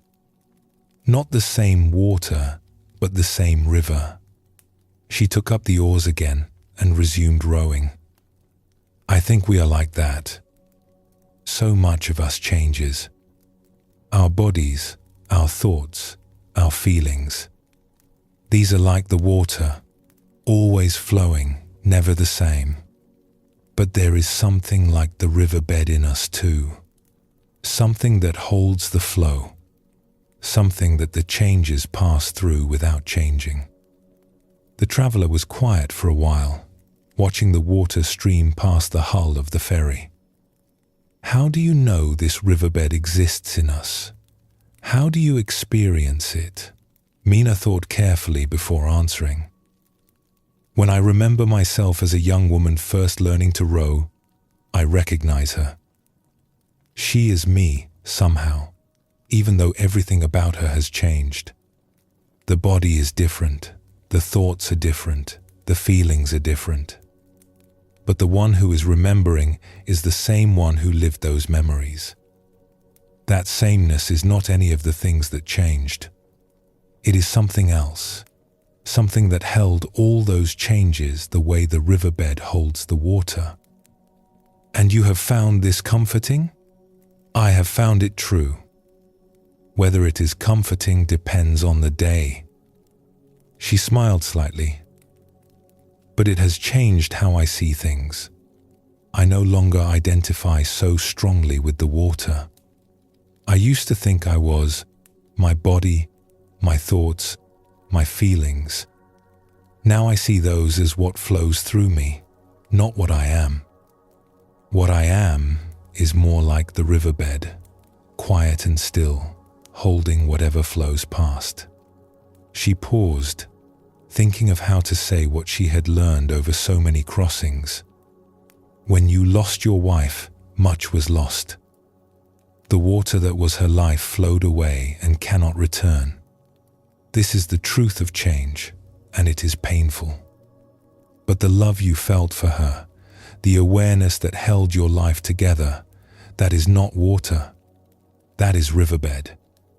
It remains, even when the water changes. They reached the far bank, and the traveler stepped off the ferry. He paused before continuing his journey and looked back at Mina. "Thank you," he said. "I came looking for a way across the water. I think I found something more." Mina nodded and turned the ferry back toward the other shore. The river flowed around her, endless and always changing. But she sat at the center of the movement, rowing steadily, holding her place in the current. She had found something that did not need to fight the flow, that could rest in the midst of constant change.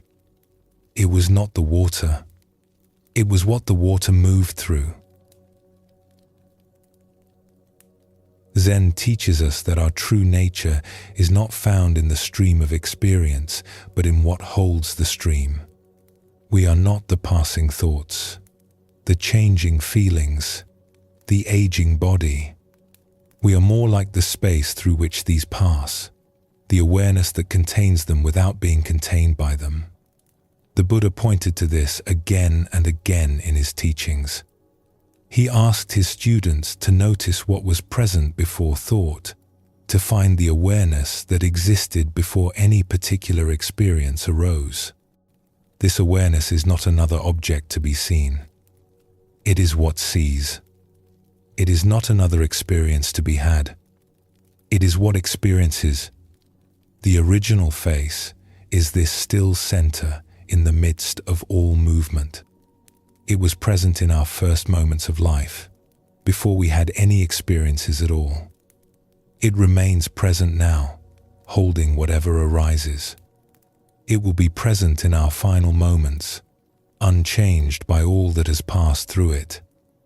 We cannot see it the way we see other things, because it is what does the seeing. We cannot think it the way we think other thoughts, because it is what does the thinking. But we can notice it, sense it, recognize it as the continuous thread that runs through all our changing experiences. This recognition is the beginning of knowing our original face. Let your breath deepen now, slow and gentle. Through all the changes of your life, something has remained. It is here now, quiet and steady, holding this moment just as it has held every moment. Rest in that stillness for a breath or two.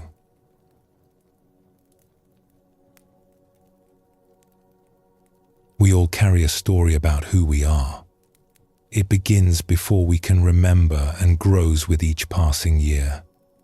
This happened to me, we say. I came from here. I suffered this loss, celebrated this victory, made this mistake, learned this lesson. The story becomes so familiar that we mistake it for ourselves. We believe we are the narrative we have constructed, the tale we tell about our lives. These stories serve an important purpose. They help us make sense of our experiences, connect with others, and understand our place in the world. Without some sense of our own history, we would be lost in each moment, unable to learn from the past or plan for the future. But Zen gently invites us to notice something important. Before any story began, something was already present. Before the first chapter was written, before the first event occurred that would become part of our narrative, we were already here. The one who would live the story existed before the story started. The original face is not found in our stories. It is what was present before there was anything to tell. It is the blank page before the first word was written, the silence before the first sound was made. Our stories are written upon it, but they do not create it. They express it, perhaps, but they do not define it. Tonight, we continue our exploration by looking at this relationship between who we are and the stories we tell about ourselves. The stories are meaningful and important, but they rest upon something that has no story at all. Let us explore a tale that shows how one woman began to see beyond her narrative. In a village surrounded by rice fields, there lived a woman named Pari who carried a heavy burden. 30 years ago, when she was young and thoughtless, she had done something that caused great harm to someone she loved. The details of what happened are not important. What matters is that the weight of it had never left her. She had apologized, of course, many times over the years. She had tried to make amends in whatever way she could. The person she had harmed had eventually forgiven her, had told her to let it go and move on. But Pari could not forgive herself. The story of what she had done had become the defining chapter of her life, the lens through which she saw everything else. When she looked in the mirror, she saw someone who had caused harm. When she met new people, she wondered if they could sense the darkness in her past. When good things happened to her, she felt she did not deserve them. The story of her mistake had become her identity, a weight she carried every moment of every day. She had tried to escape it in various ways over the years. She had moved to different villages, hoping distance would help. She had thrown herself into work, hoping busyness would quiet the voice in her head. She had even visited healers and wise people, hoping someone could lift the burden from her shoulders. Nothing had worked. The story remained as heavy as ever. One autumn, she heard about an elderly monk named Gensho, who lived in a small hermitage in the hills above the village. People said he had a way of helping those who were stuck, though no one could quite explain how. Some said he asked questions that changed how you saw things. Others said he simply listened in a way that made burdens lighter. Pari decided to visit him, though she held little hope that he could help where so many others had failed. The path to the hermitage wound through bamboo groves and across small streams. Pari walked slowly, half hoping she would lose her way and have an excuse to turn back. But the path was clear, and by midday she had arrived. The hermitage was a simple hut with a thatched roof, surrounded by wild plants and birdsong. Gensho was sitting outside when she arrived, mending a torn robe with careful stitches. He looked up as she approached and gestured for her to sit on a flat stone nearby. "You look tired," he said simply. "I am tired," Pari admitted. "I have been tired for 30 years. Tell me." And so she told him her story. The whole thing, from beginning to end, leaving nothing out. She told him what she had done, how it had harmed someone, how the guilt had followed her ever since. She told him about the apologies and the forgiveness that she could not accept. She told him how the story had become a prison she could not escape. Gensho listened without interrupting. When she finished, he was quiet for a long moment, continuing his mending as if he had all the time in the world.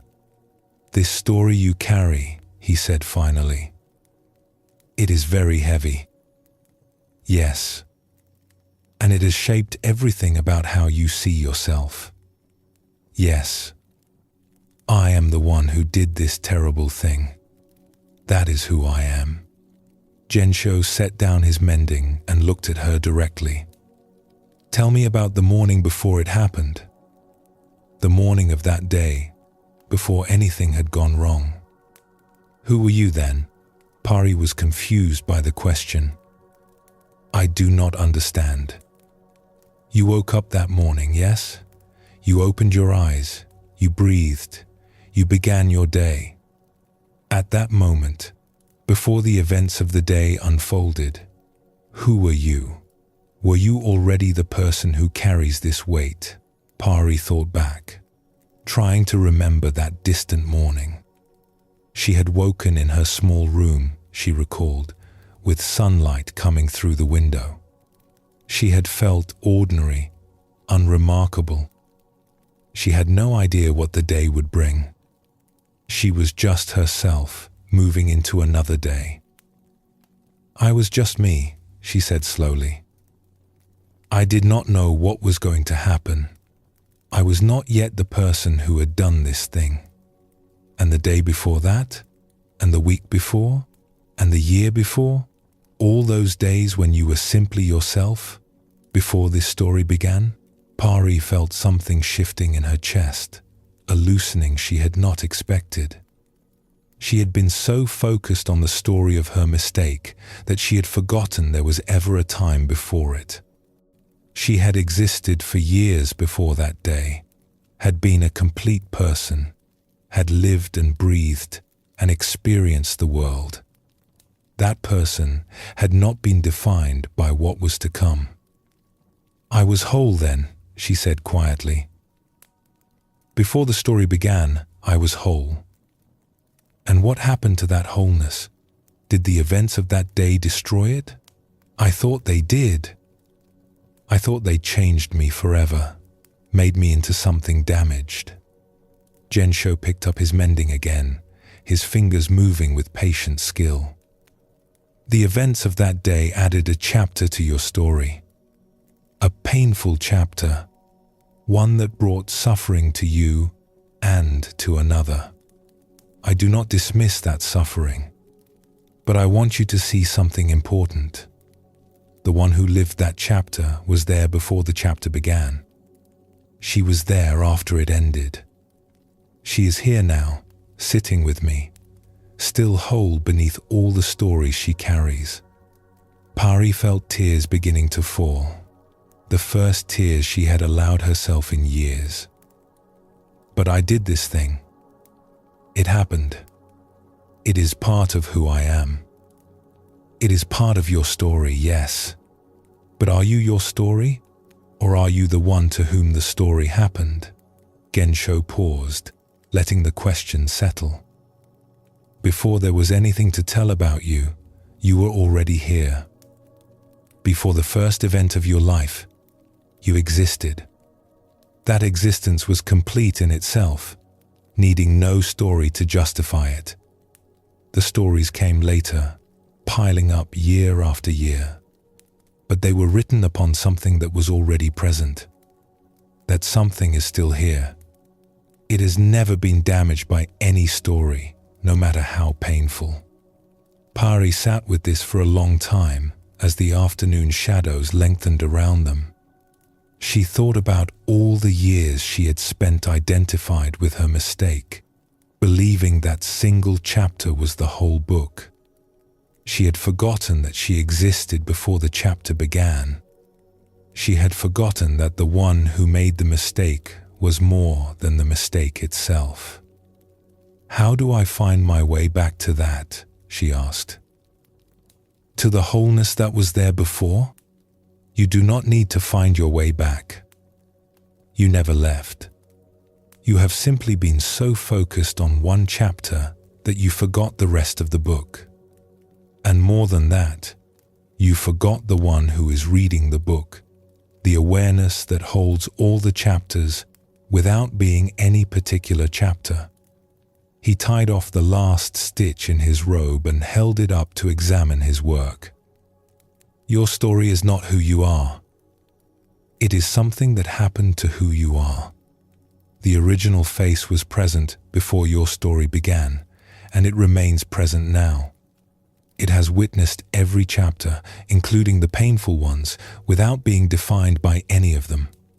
Pari did not leave the hermitage that day with her burden completely lifted. 30 years of carrying a story could not be undone in a single conversation. But something had cracked open in her. She had glimpsed the possibility that she was more than her worst moment, more than her most painful chapter. There was ground beneath her story, and that ground was not damaged by anything written upon it. Zen teaches us that our stories, no matter how true, are not the final word about who we are. We live through events, we suffer and celebrate, we make mistakes and sometimes find redemption. All of this becomes the narrative of our lives, the tale we tell ourselves and others about who we are and how we came to be. But the Buddha pointed to something beneath all narratives.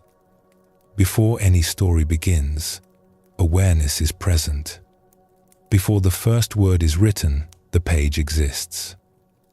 Our stories are important, but they are written upon something that has no story of its own.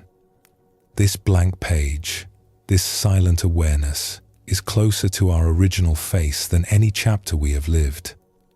Pari had spent 30 years believing she was her mistake.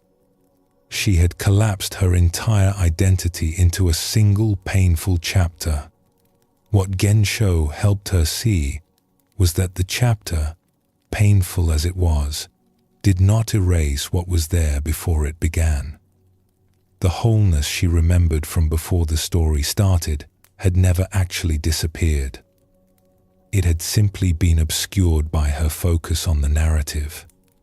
We can notice this in our own experience. Our stories feel so solid, so defining.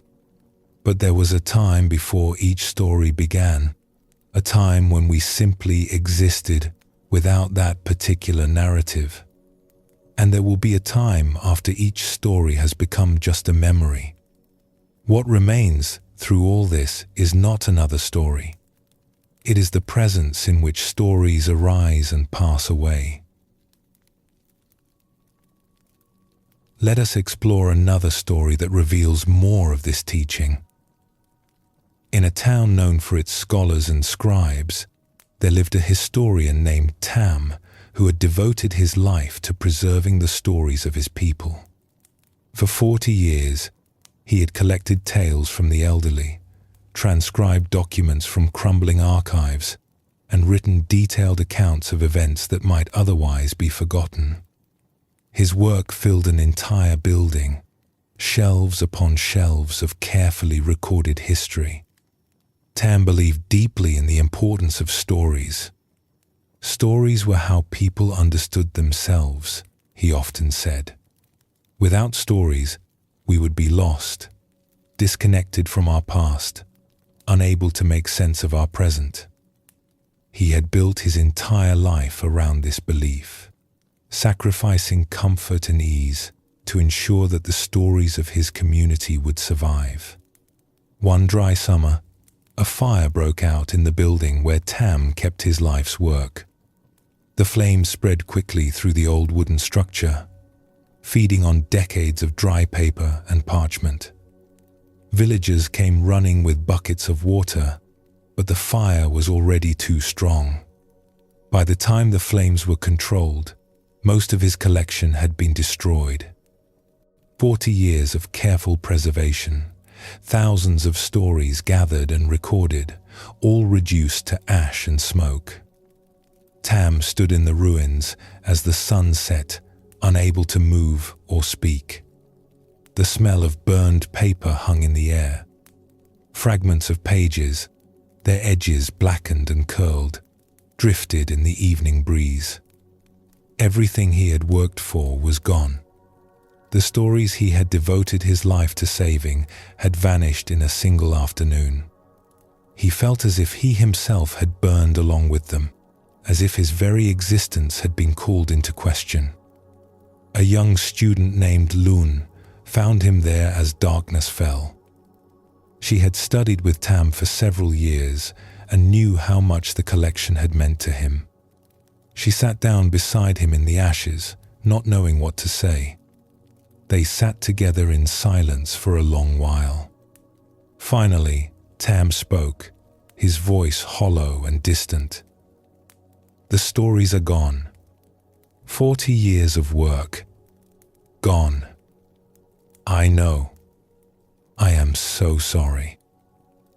I thought I was preserving something that mattered. I thought I was keeping the past alive. Now there is nothing."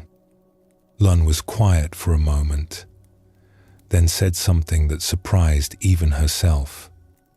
"Master Tam, the people who told you those stories, are they less real because the records burned?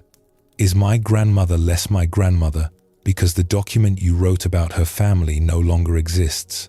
Tam looked at her, not understanding at first. "The village is still here," Lun continued gently. "The people are still here. Their lives are still being lived, their stories still unfolding. Your records describe those lives, but they were not the lives themselves. The map is not the territory. The story about something is not the something itself."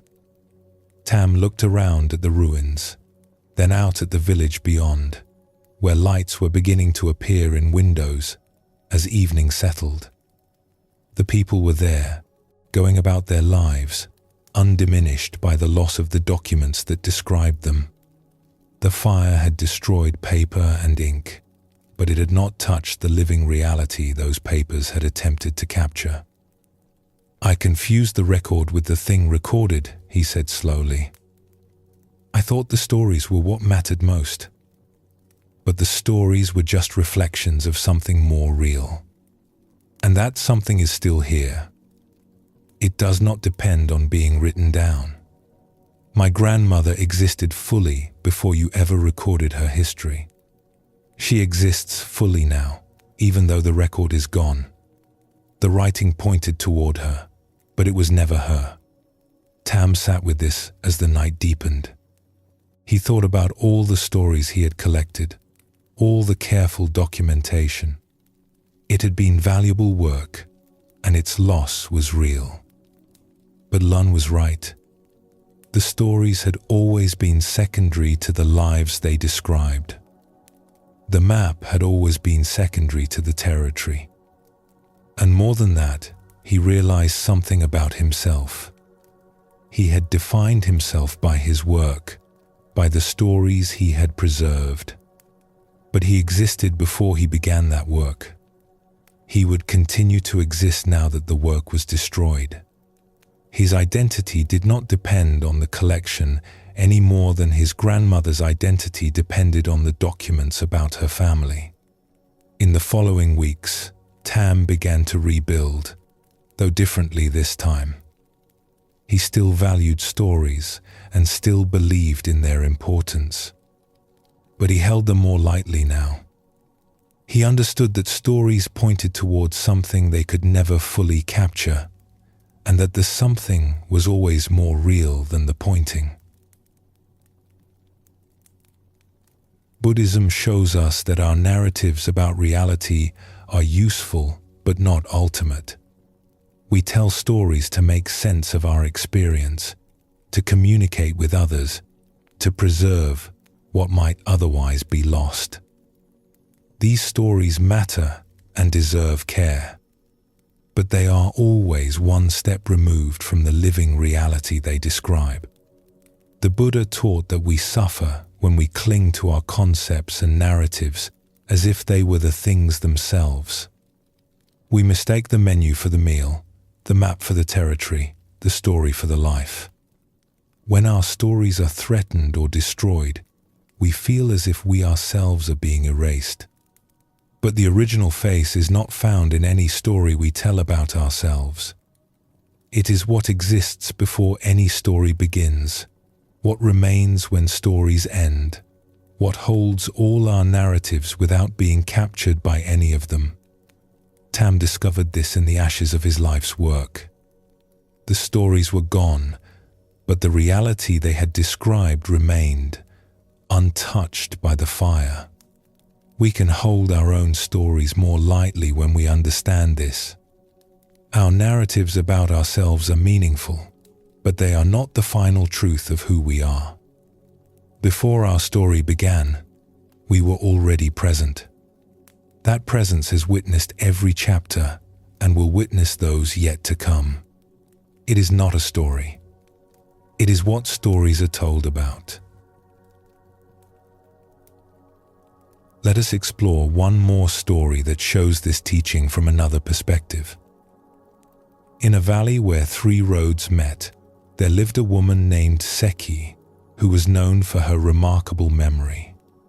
She could recall conversations from decades ago, remember the exact words people had spoken, describe events from her childhood as if they had happened yesterday. People came to her when they needed to settle disputes about what had been said or agreed upon, trusting her memory more than their own. Seki had always taken pride in this ability. Her memories felt like treasures she carried with her, a vast collection of moments preserved in perfect detail. She believed that her memories were who she was, that without them she would be nothing but an empty vessel. As she grew older, she began to notice something troubling. Small gaps appeared in her memory. Names she should have known slipped away. Events she was certain she remembered clearly turned out to have happened differently than she recalled. The treasure chest she had relied upon was developing cracks, and precious things were falling through. She became anxious, then frightened. If her memories were failing, what would be left of her? Her entire sense of self was built upon the stories she remembered. Without them, who would she be? She lay awake at night, trying to hold on to memories that seemed to be dissolving like morning mist, gripping tighter and tighter to what was slipping away. One afternoon, she visited an old friend named Bara, who lived simply at the edge of the village. Bara had always seemed at peace in a way Seki envied, but did not understand. She confessed her fears about her fading memory, about losing herself piece by piece. Bara listened quietly, then asked a question Seki did not expect. "When you were born, did you have any memories?" "Of course not.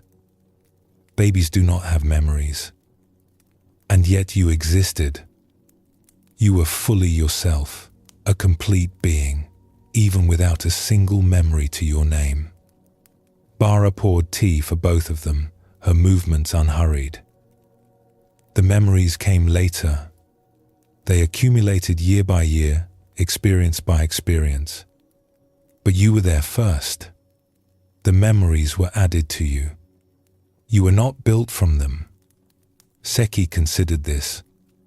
She had never thought of it that way.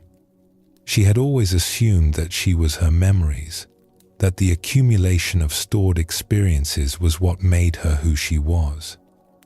"Think of it this way," Bara continued. "Every night when you sleep, your memories become unavailable to you. During deep sleep, you have no access to your stories, no sense of your history. Are you gone during those hours? Do you cease to exist? No. I am still there. I wake up in the morning." Exactly. Something persists even when the memories are not available. Something is there before the memories return. That something is not made of memories. It is what has memories, what holds them, what witnesses them come and go. She sipped her tea calmly. "Your memories are precious. I do not dismiss their value. But they are like clothes you wear, not the body beneath. If some clothes wear out and must be set aside, you are not diminished. The body remains. The one who wore the clothes remains."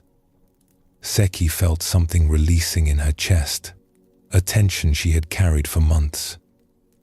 So if I lose memories, I am not losing myself? You are losing stories about yourself. That is sad, and it is worth grieving.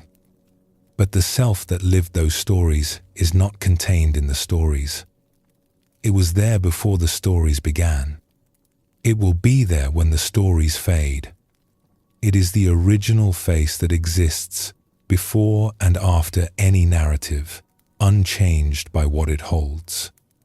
Seki walked home slowly that evening, feeling different than when she had set out. Her memory would continue to fade, she knew.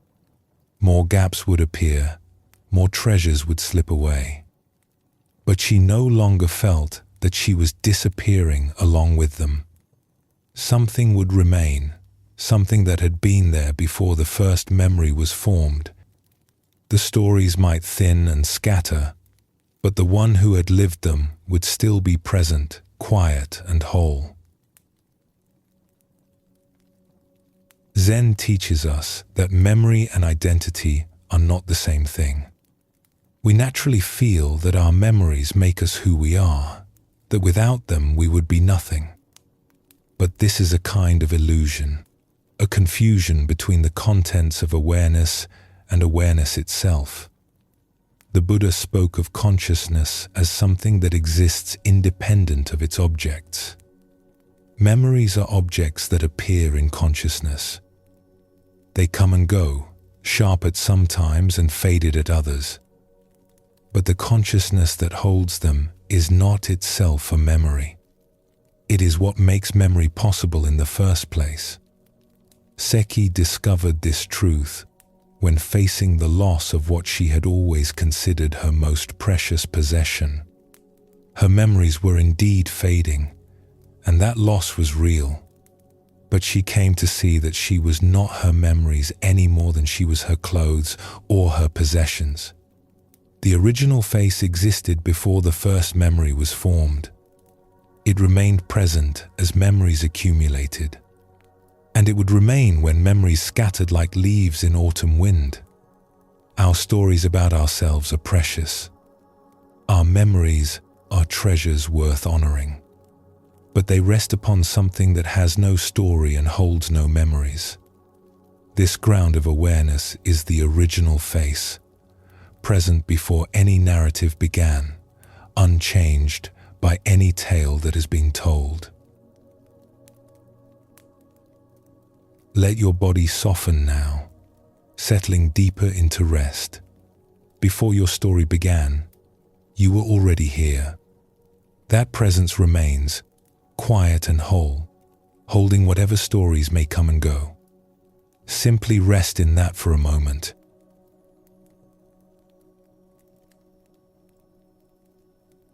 When we ask a question, we usually want an answer. We ask because we do not know something, and we expect the question to lead us toward knowing. This is how questions work in daily life. Where did I put my keys? What time does the market close? How do I solve this problem? Each question points toward information we need, and when we find that information, the question dissolves.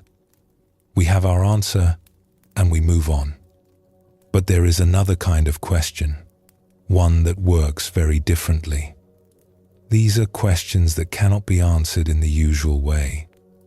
They do not lead to information that can be stated and stored. Instead, they open something in us.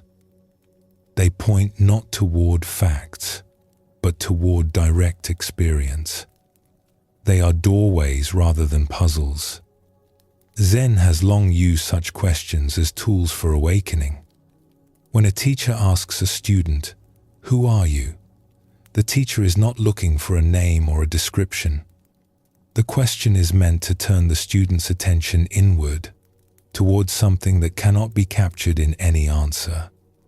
The question opens rather than closes. It reveals rather than explains. The original face cannot be found through ordinary questioning. If we ask, "What is my original face?" and expect an answer we can think and say, we will be disappointed. The original face is not an object that can be described. It is closer to the one who is looking for it than any description could ever reach. But when we ask the question in a different spirit, not seeking information but simply looking, something can happen. The question becomes a kind of pointing, turning our attention toward what is always already here. Tonight we explore this way of asking, this questioning that opens rather than closes. Let us explore a story that shows how one woman discovered this. In a town where scholars gathered to study and debate, there lived a young woman named Ray who had devoted herself to understanding the nature of the mind. She had read every text she could find on the subject. She could discuss theories of consciousness with great sophistication, explaining different views and evaluating their strengths and weaknesses. Her knowledge was impressive, and her teachers praised her sharp intellect. But despite all her learning, Ray felt that something was missing. She could talk about the mind endlessly, but she was not sure she actually knew what the mind was. Her knowledge was like a map of a country she had never visited. The map was detailed and accurate, but it was not the same as standing on the actual ground. One afternoon, she decided to take a walk in the countryside to clear her head.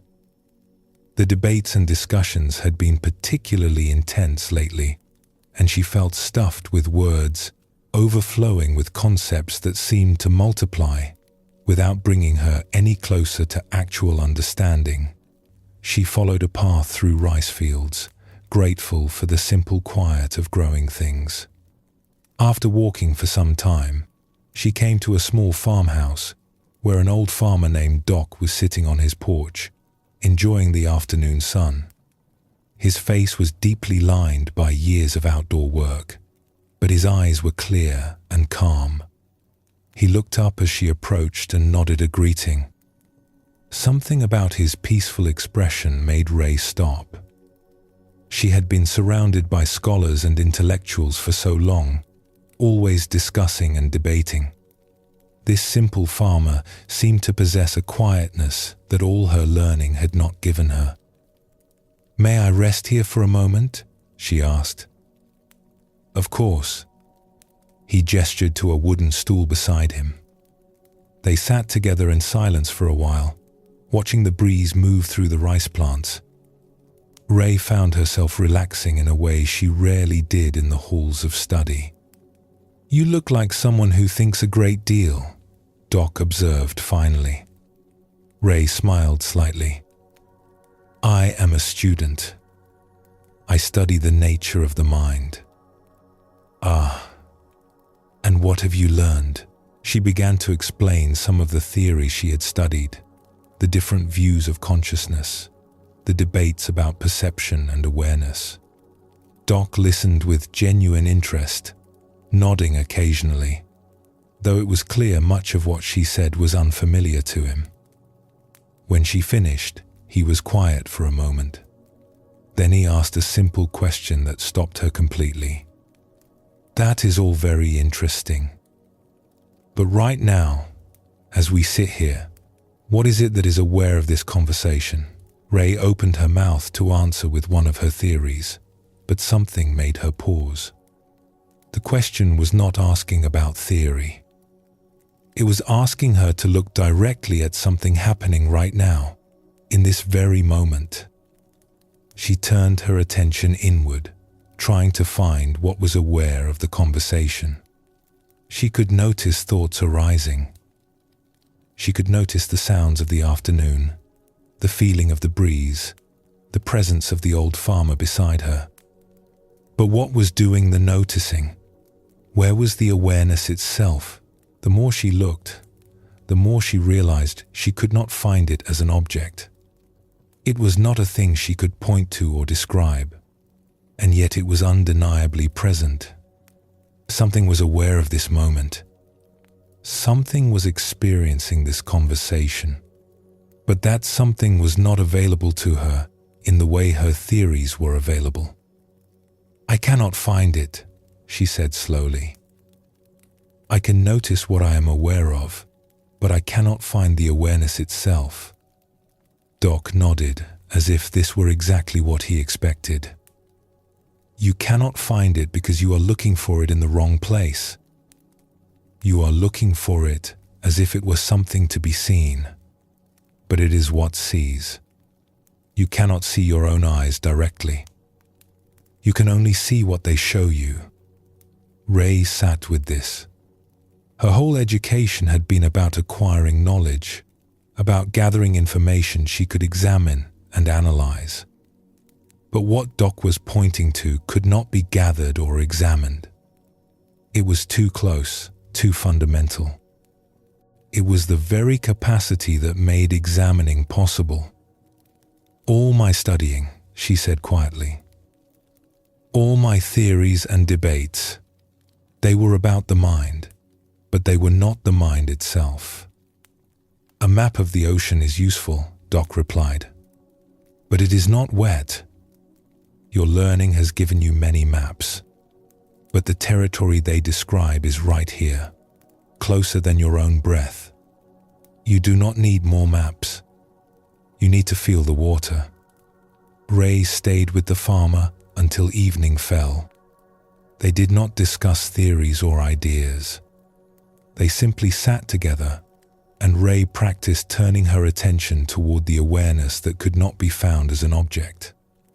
Each time she tried to grasp it, it slipped away.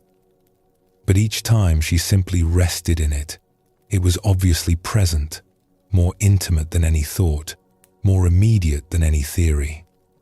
When she finally returned to her studies, something had changed.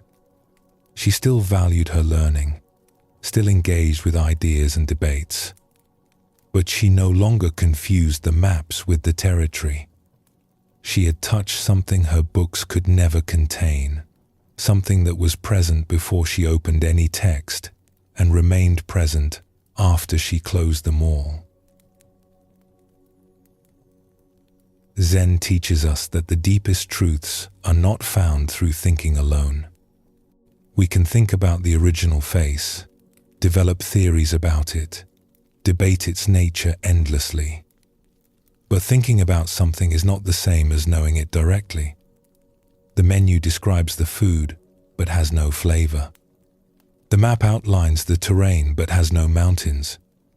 We can become experts on a place we have never visited. The Buddha often pointed his students away from mere concepts and toward direct experience. He asked them to look, not just to think. He invited them to turn attention upon itself, to discover what was present before any thought arose. This kind of looking is different from ordinary investigation.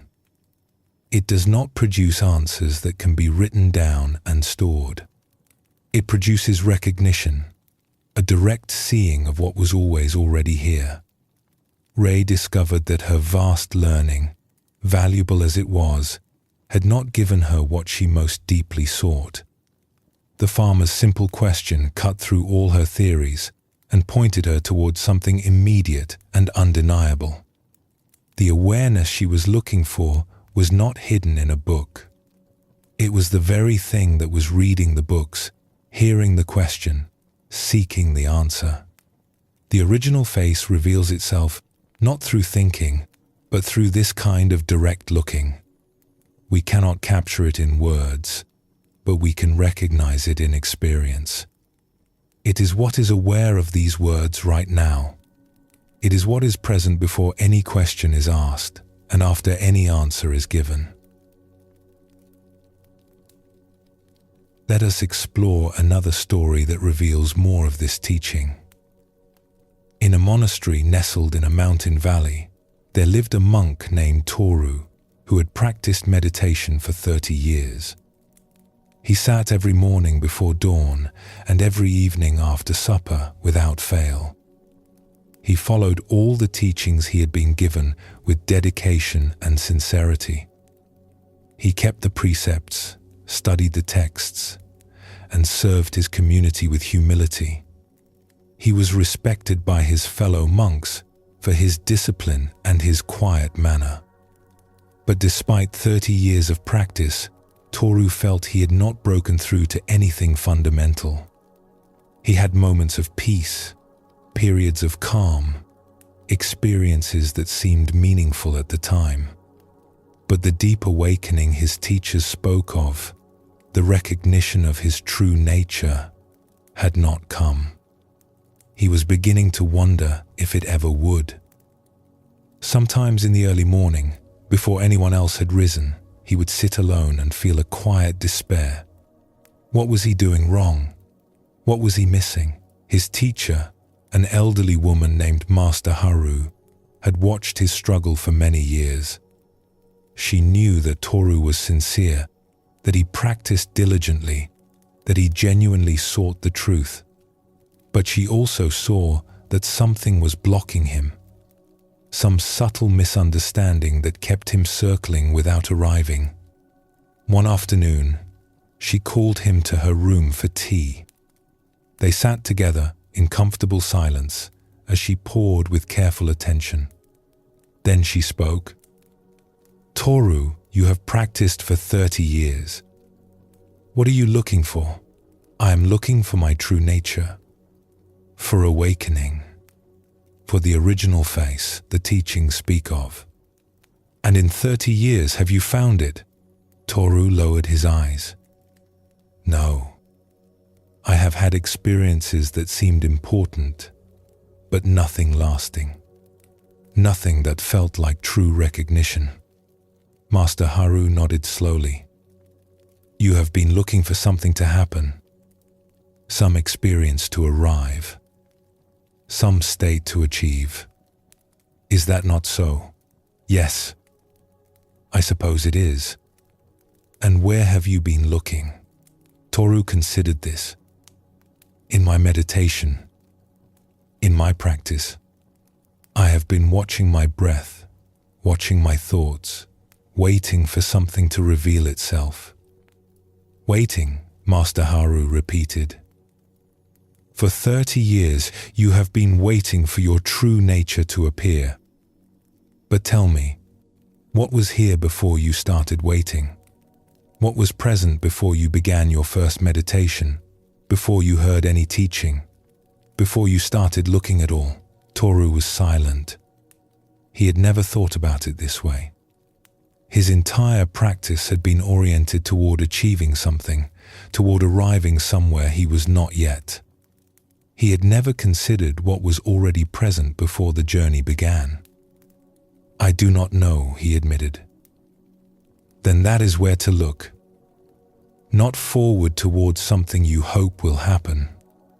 Backward, or rather inward, toward what was here before any practice started. You have been seeking what the search arises within. You have been trying to achieve what you already are." She poured more tea, her movements unhurried. The original face is not a reward for 30 years of practice. It is what has been present for all 30 years, watching you practice, waiting for you to notice. It was here before you came to this monastery. It will be here after you leave. It has never been absent for a single moment. You have simply been so busy looking for it that you have overlooked it." Toru felt something shifting in him, a reorientation of attention. He had been straining forward, always forward, trying to reach something ahead. Now he let that straining relax. He let his attention settle back, not toward any experience or state, but toward the simple fact of being aware, here, now. And in that settling, he noticed something he had somehow missed for 30 years. Awareness was already present. It had always been present. It was not something he needed to create or achieve. It was the very space in which all his striving had taken place. His 30 years of seeking had happened within what he was seeking. The original face had been looking out of his eyes all along, watching him search for it. "I was looking for my eyes with my eyes," he said softly. Master Haru smiled. "Now you begin to understand. The search was noble, and I do not dismiss your years of practice. But the searching mind could never find what it was looking for because it was looking outward for something that is always inward. Or rather, it is not inward or outward at all. It is what knows inward and outward. It is prior to all directions." Toru sat with his teacher as the afternoon light faded into evening. He did not feel that he had achieved anything. He felt, instead, that he had stopped achieving.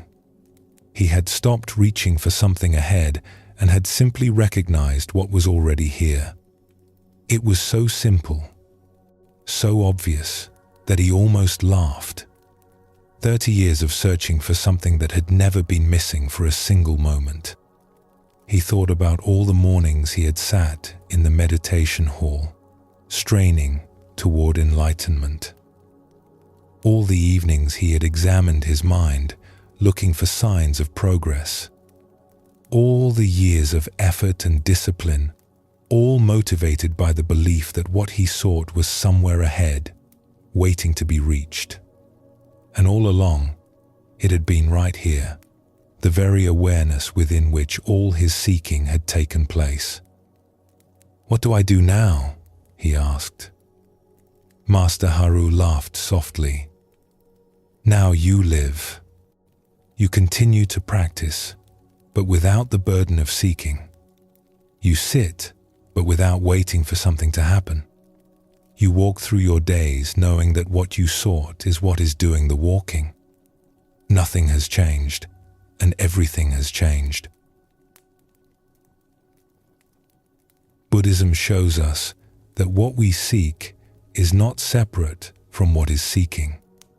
The awareness that looks for the original face is itself an expression of the original face. The one who asks, "Who am I?" is closer to the answer than any answer could ever be. The Buddha spoke of the mind turning to see itself, a kind of recognition rather than acquisition. We do not gain our true nature through practice. We recognize that it was never absent. All our seeking and striving happens within what we are seeking. The journey home is the discovery that we never left.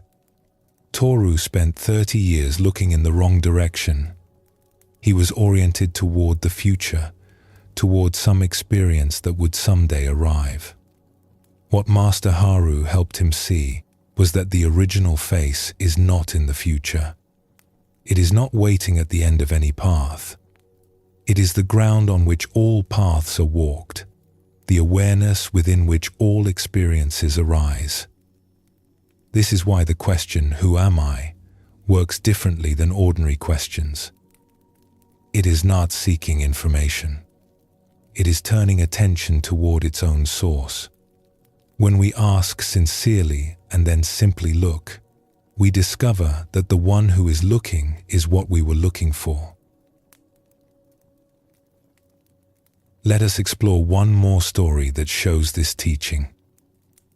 In a village where 3 mountain streams came together, there lived an old woman named Kisa, who was known for her unusual way of teaching. She never lectured or explained. She never gave answers to questions. Instead, she would ask questions of her own, simple questions that seemed to open doors in people's minds. Some found her maddening, preferring teachers who would simply tell them what they needed to know. Others found her liberating, discovering through her questions things they could never have been told. A young man named Nobu came to her one day with a problem that had troubled him for years. He had been trying to understand himself through reading and practice. He had attended teachings, followed methods, sat in meditation, but he felt no closer to knowing who he really was. The question, "Who am I?" had become a kind of torment, always present, never answered. He hoped Kisa could give him some insight, some key that would unlock the mystery that he himself seemed to be. Kisa was sitting by the stream when he arrived, watching the water flow over smooth stones. She did not look up as he approached, but gestured for him to sit beside her. "I have come to ask you a question," Nobu said. "Ask." "Who am I? I have been trying to understand this for years, but I cannot find the answer." Kisa was silent for a long moment, watching the water. Then she said, "That is a good question. But I have a question for you first." "Who is asking?" Nobu was confused. "I am asking." Nobu is asking. Nobu is a name. Names are given to things so we can talk about them. But I am not asking for a name. I am asking, who is the one using that name? Who is the one who wants to know who he is? Nobu tried to answer, but everything he could say felt like another label, another description. He was a man, a seeker, a student, a person from this village. But none of these descriptions felt like they touched what Kisa was asking about. "I do not know how to answer," he admitted. "Good. Now we are getting somewhere." Kisa turned to look at him directly. "You have been looking for who you are, as if you were looking for an object you had lost. You search your pockets, you look under furniture, you ask others if they have seen it. But what you are looking for is not an object. It is what is doing the looking." She pointed at the stream. "Can the water see itself flow? Can the eye see itself directly? You are trying to make yourself into an object you can examine. But you are not an object. You are the examining itself." Nobu stared at the stream, watching the water move endlessly over the stones.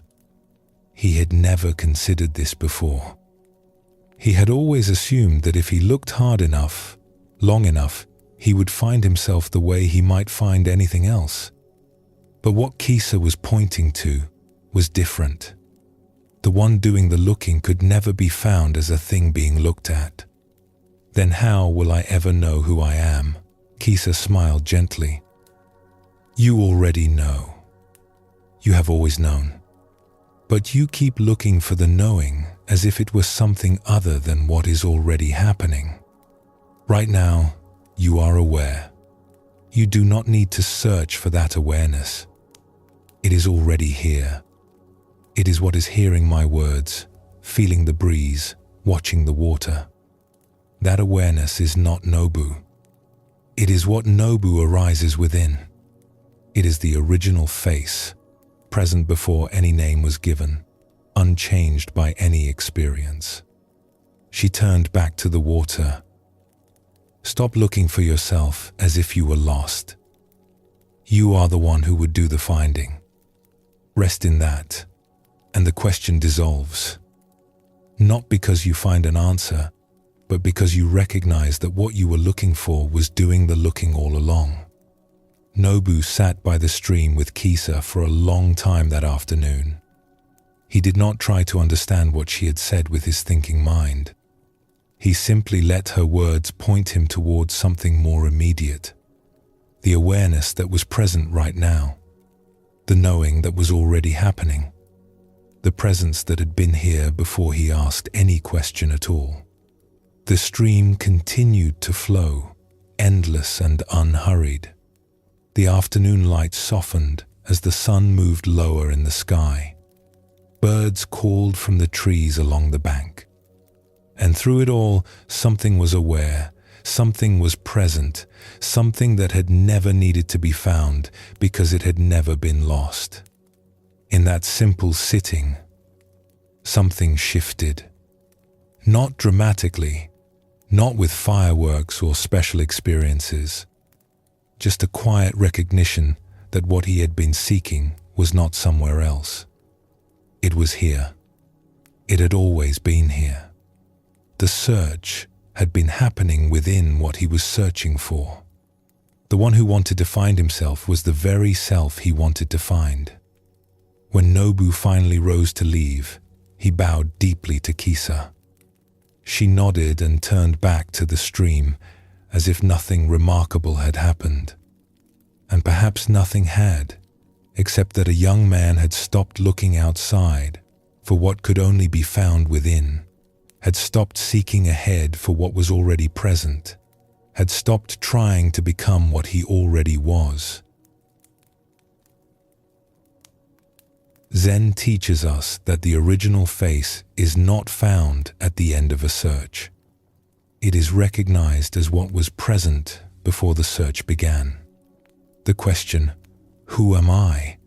is most powerful not when it leads to an answer, but when it turns attention toward the one who is asking. The Buddha did not teach people to find new things. He taught them to recognize what they had overlooked.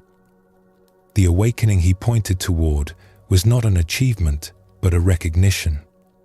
We wake up to what was always here, not to something newly arrived. Kisa understood this deeply. She did not answer Nobu's question because the answer would have just been more words, more concepts, more things for him to examine as objects. Instead, she turned his attention around, pointed him toward the one who was asking. In that turning, the question dissolves, not because it is answered, but because it is seen through. What we seek is what is seeking. What we want to find is what is doing the finding. Let your breath settle into its natural rhythm now. You do not need to find anything in this moment.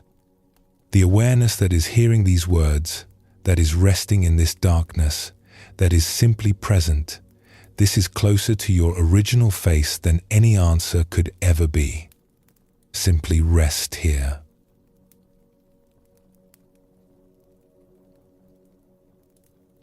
We have traveled far together tonight, exploring the teaching of the original face from many directions. We have seen how it exists before our names and roles, before our knowledge and accomplishments, before our stories and memories. We have noticed the unchanging awareness that witnesses all the changes of our lives. We have discovered that the deepest questions open us rather than lead us to answers. Now we come to something simple and profound. The original face is not something we need to find. It is not waiting for us at the end of a journey.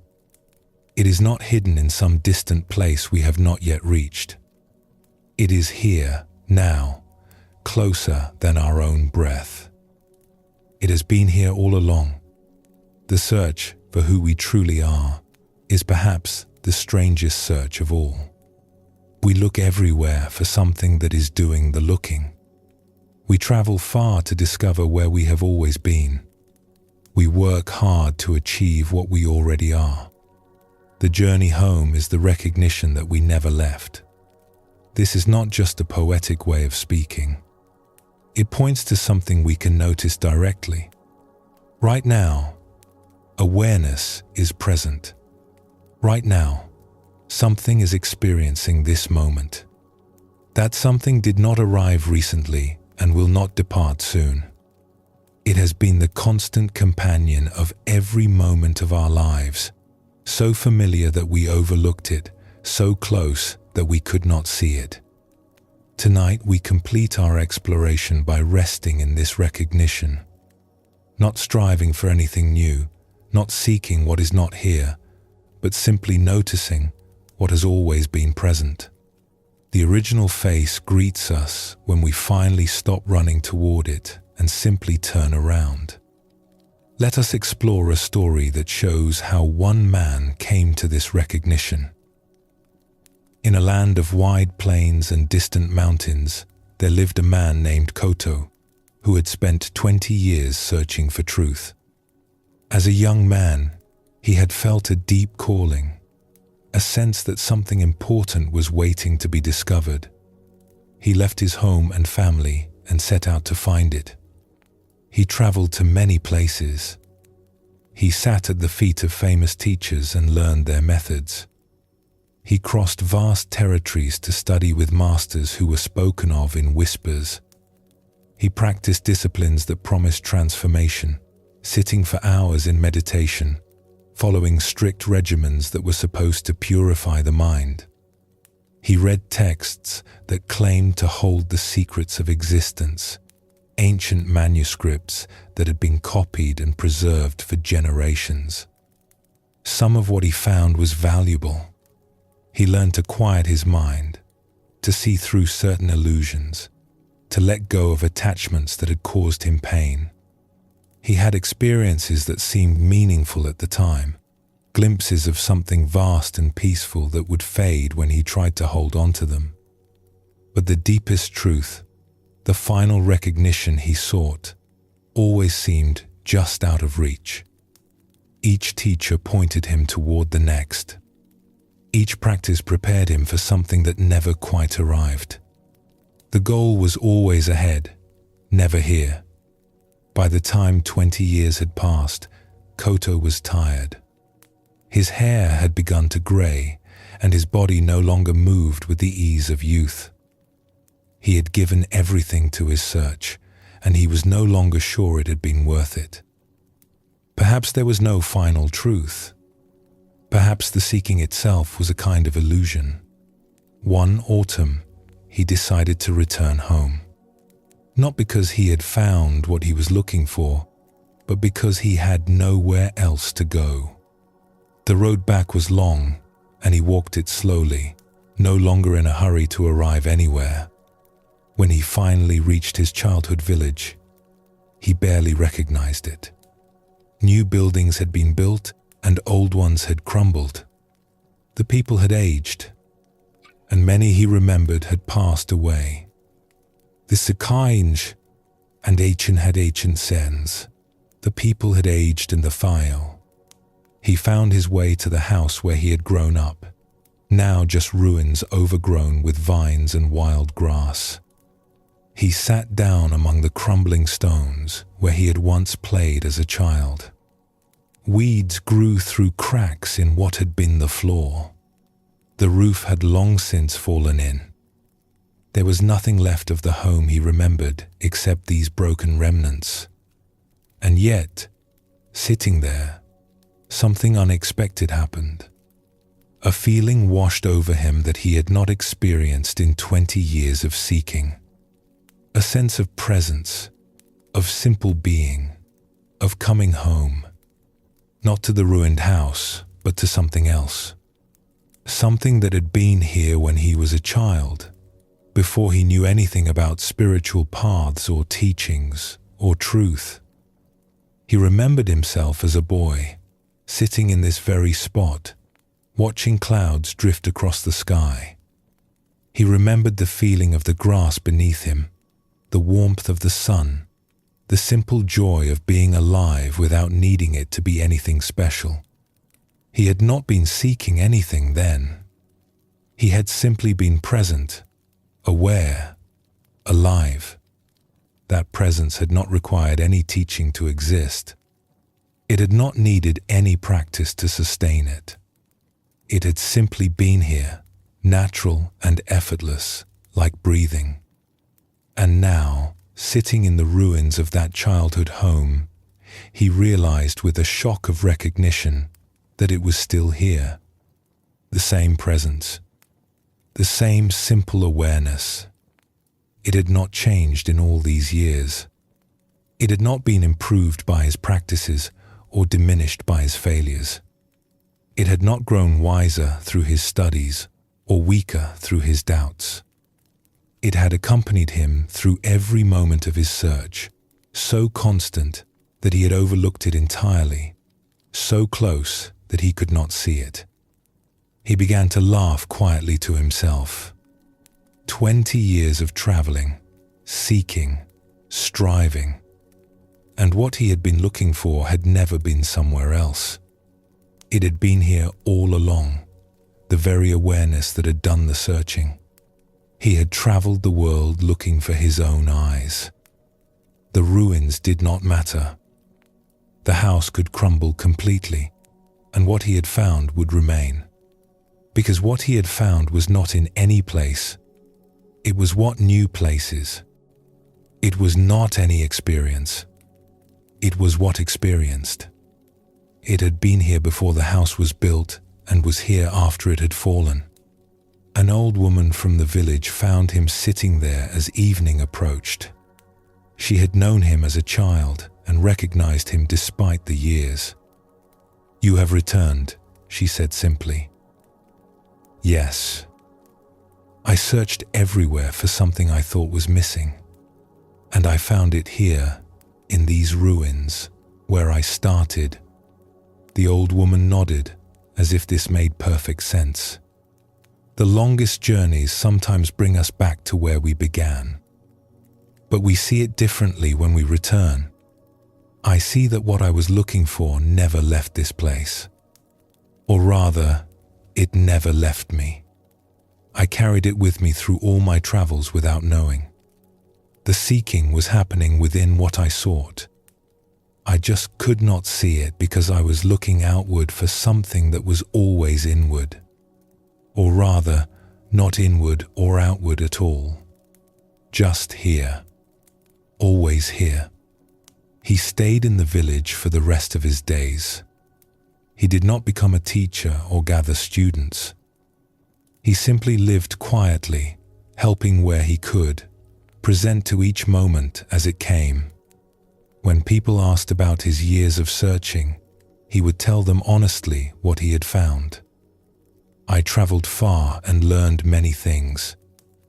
But the most important thing I discovered was that what I sought had never been missing. I was looking for home while standing in my own living room. The original face was looking out of my eyes the whole time, watching me search for it. Zen teaches us that awakening is not achievement, but recognition. We do not create our true nature through effort. We do not earn it through practice. We simply recognize what was always here, what we somehow overlooked while looking everywhere else. The Buddha spoke of the mind's natural clarity, its inherent wakefulness. This clarity is not produced by meditation or study. It is revealed when we stop obscuring it with our seeking and striving. The clouds part, and we see that the sun was shining all along. Koto discovered this in the ruins of his childhood home. 20 years of searching had brought him back to where he started, but now he could see what he had missed before. The presence that was here when he was a child had never left. It had accompanied him through all his journeys, so constant that he could not see it, so intimate that he did not recognize it. This is the great joke at the heart of the spiritual search. We look everywhere for what is doing the looking. We strive to become what we already are. We journey far to discover that we never left home. When we finally stop and simply notice, we find that what we sought was present all along, patiently waiting for us to stop running long enough to recognize it. Let us explore another story that reveals more of this teaching. In a village beside a quiet lake, there lived an elderly woman named Sen, who had spent her whole life feeling incomplete. Since childhood, she had carried a sense that she was not yet who she was supposed to be, that the real Sen was waiting somewhere ahead, a better version she had not yet become. This feeling had driven her through the years. She had worked hard to improve herself, to develop her character, to become worthy of respect and love. She had raised children with devoted care, served her community with generosity, tried to live according to her highest values. She had apologized for her mistakes, tried to learn from her failures, always striving to grow into the person she felt she should be. And yet the sense of incompleteness never left. No matter what she accomplished, no matter how she grew, she still felt she had not arrived at her true self. There was always some gap between who she was and who she should be. The finish line kept moving ahead of her, no matter how fast she ran. Now she was old, her hair white, her body slowing with age. She had less time ahead of her than behind, and the incompleteness she had carried all her life had become a quiet ache. Would she ever become who she was meant to be? Or would she die still waiting, still not quite ready, still not quite herself? The question haunted her quiet moments, a sadness she had never been able to resolve. One afternoon, her granddaughter Ami came to visit. Ami was only 5 years old, still new to the world, full of wonder at everything she encountered. She climbed into Sen's lap the way she always did and looked at her grandmother's face with simple attention. Children look differently than adults. They have not yet learned to see through the filters of judgment and expectation. They simply see what is there, without adding or subtracting anything. Ami looked at Sen for a long moment. Then she said, "I see you, grandmother." Something about these simple words reached Sen in a place nothing had touched before. I see you. Not the improved version she was trying to become. Not the ideal she had always fallen short of. Just her, as she was. Right now, Sen felt tears beginning to fall, though she was not sad. Something was releasing. Some knot that had been tied for as long as she could remember. "What do you see?" she asked her granddaughter. Ami considered this seriously, the way children do. "I see your eyes. They are kind. I see your hands. They are soft. I see you, grandmother. You are here. You are here." Such simple words, and yet they unlocked something Sen had been unable to reach on her own. She realized, sitting there with her granddaughter's warm weight in her lap, that she had been waiting her whole life for permission to be herself. She had been waiting to become good enough, complete enough, worthy enough. But the self she had been waiting to become was already here. It had always been here. There was no improved version waiting in the future. There was only this woman, this moment, this presence that a child could see so clearly. "I have been waiting to become myself," she said softly, more to herself than to Ami. "But I was already here. I was always already here." The sense of incompleteness did not disappear entirely in that moment. It had been her companion for too long to vanish in an afternoon. But something had shifted at its root. She had glimpsed the truth that her granddaughter saw so naturally. The original face does not need to be improved or completed. It does not need to become anything other than what it is. It is already whole, already enough, already home. In the months that followed, Sen found herself returning to that moment again and again. Whenever the old feeling of incompleteness arose, she would remember Ami's simple words. "I see you. You are here." She would let herself rest in the presence that needed no improvement, the self that was already whole. She had spent her whole life running toward a better version of herself. Now she was learning to stop running and simply be where she was. The original face had been waiting for her, not ahead in some imagined future, but right here, in this moment, in this body, in this life. It had been waiting with infinite patience for her to stop striving long enough to notice. Buddhism shows us that our true nature is not something we create through effort. We cannot manufacture the original face through self-improvement. We cannot earn it through achievement. We cannot become worthy of it through striving. It is not waiting for us at the end of any path. It is the ground on which we stand right now, the awareness in which all our striving happens. The Buddha taught that we suffer because we are always reaching for something else, always trying to become something other than what we are. We believe that happiness is in the next moment, the next accomplishment, the next version of ourselves. We run toward a future that keeps receding, never arriving at a present that is always here.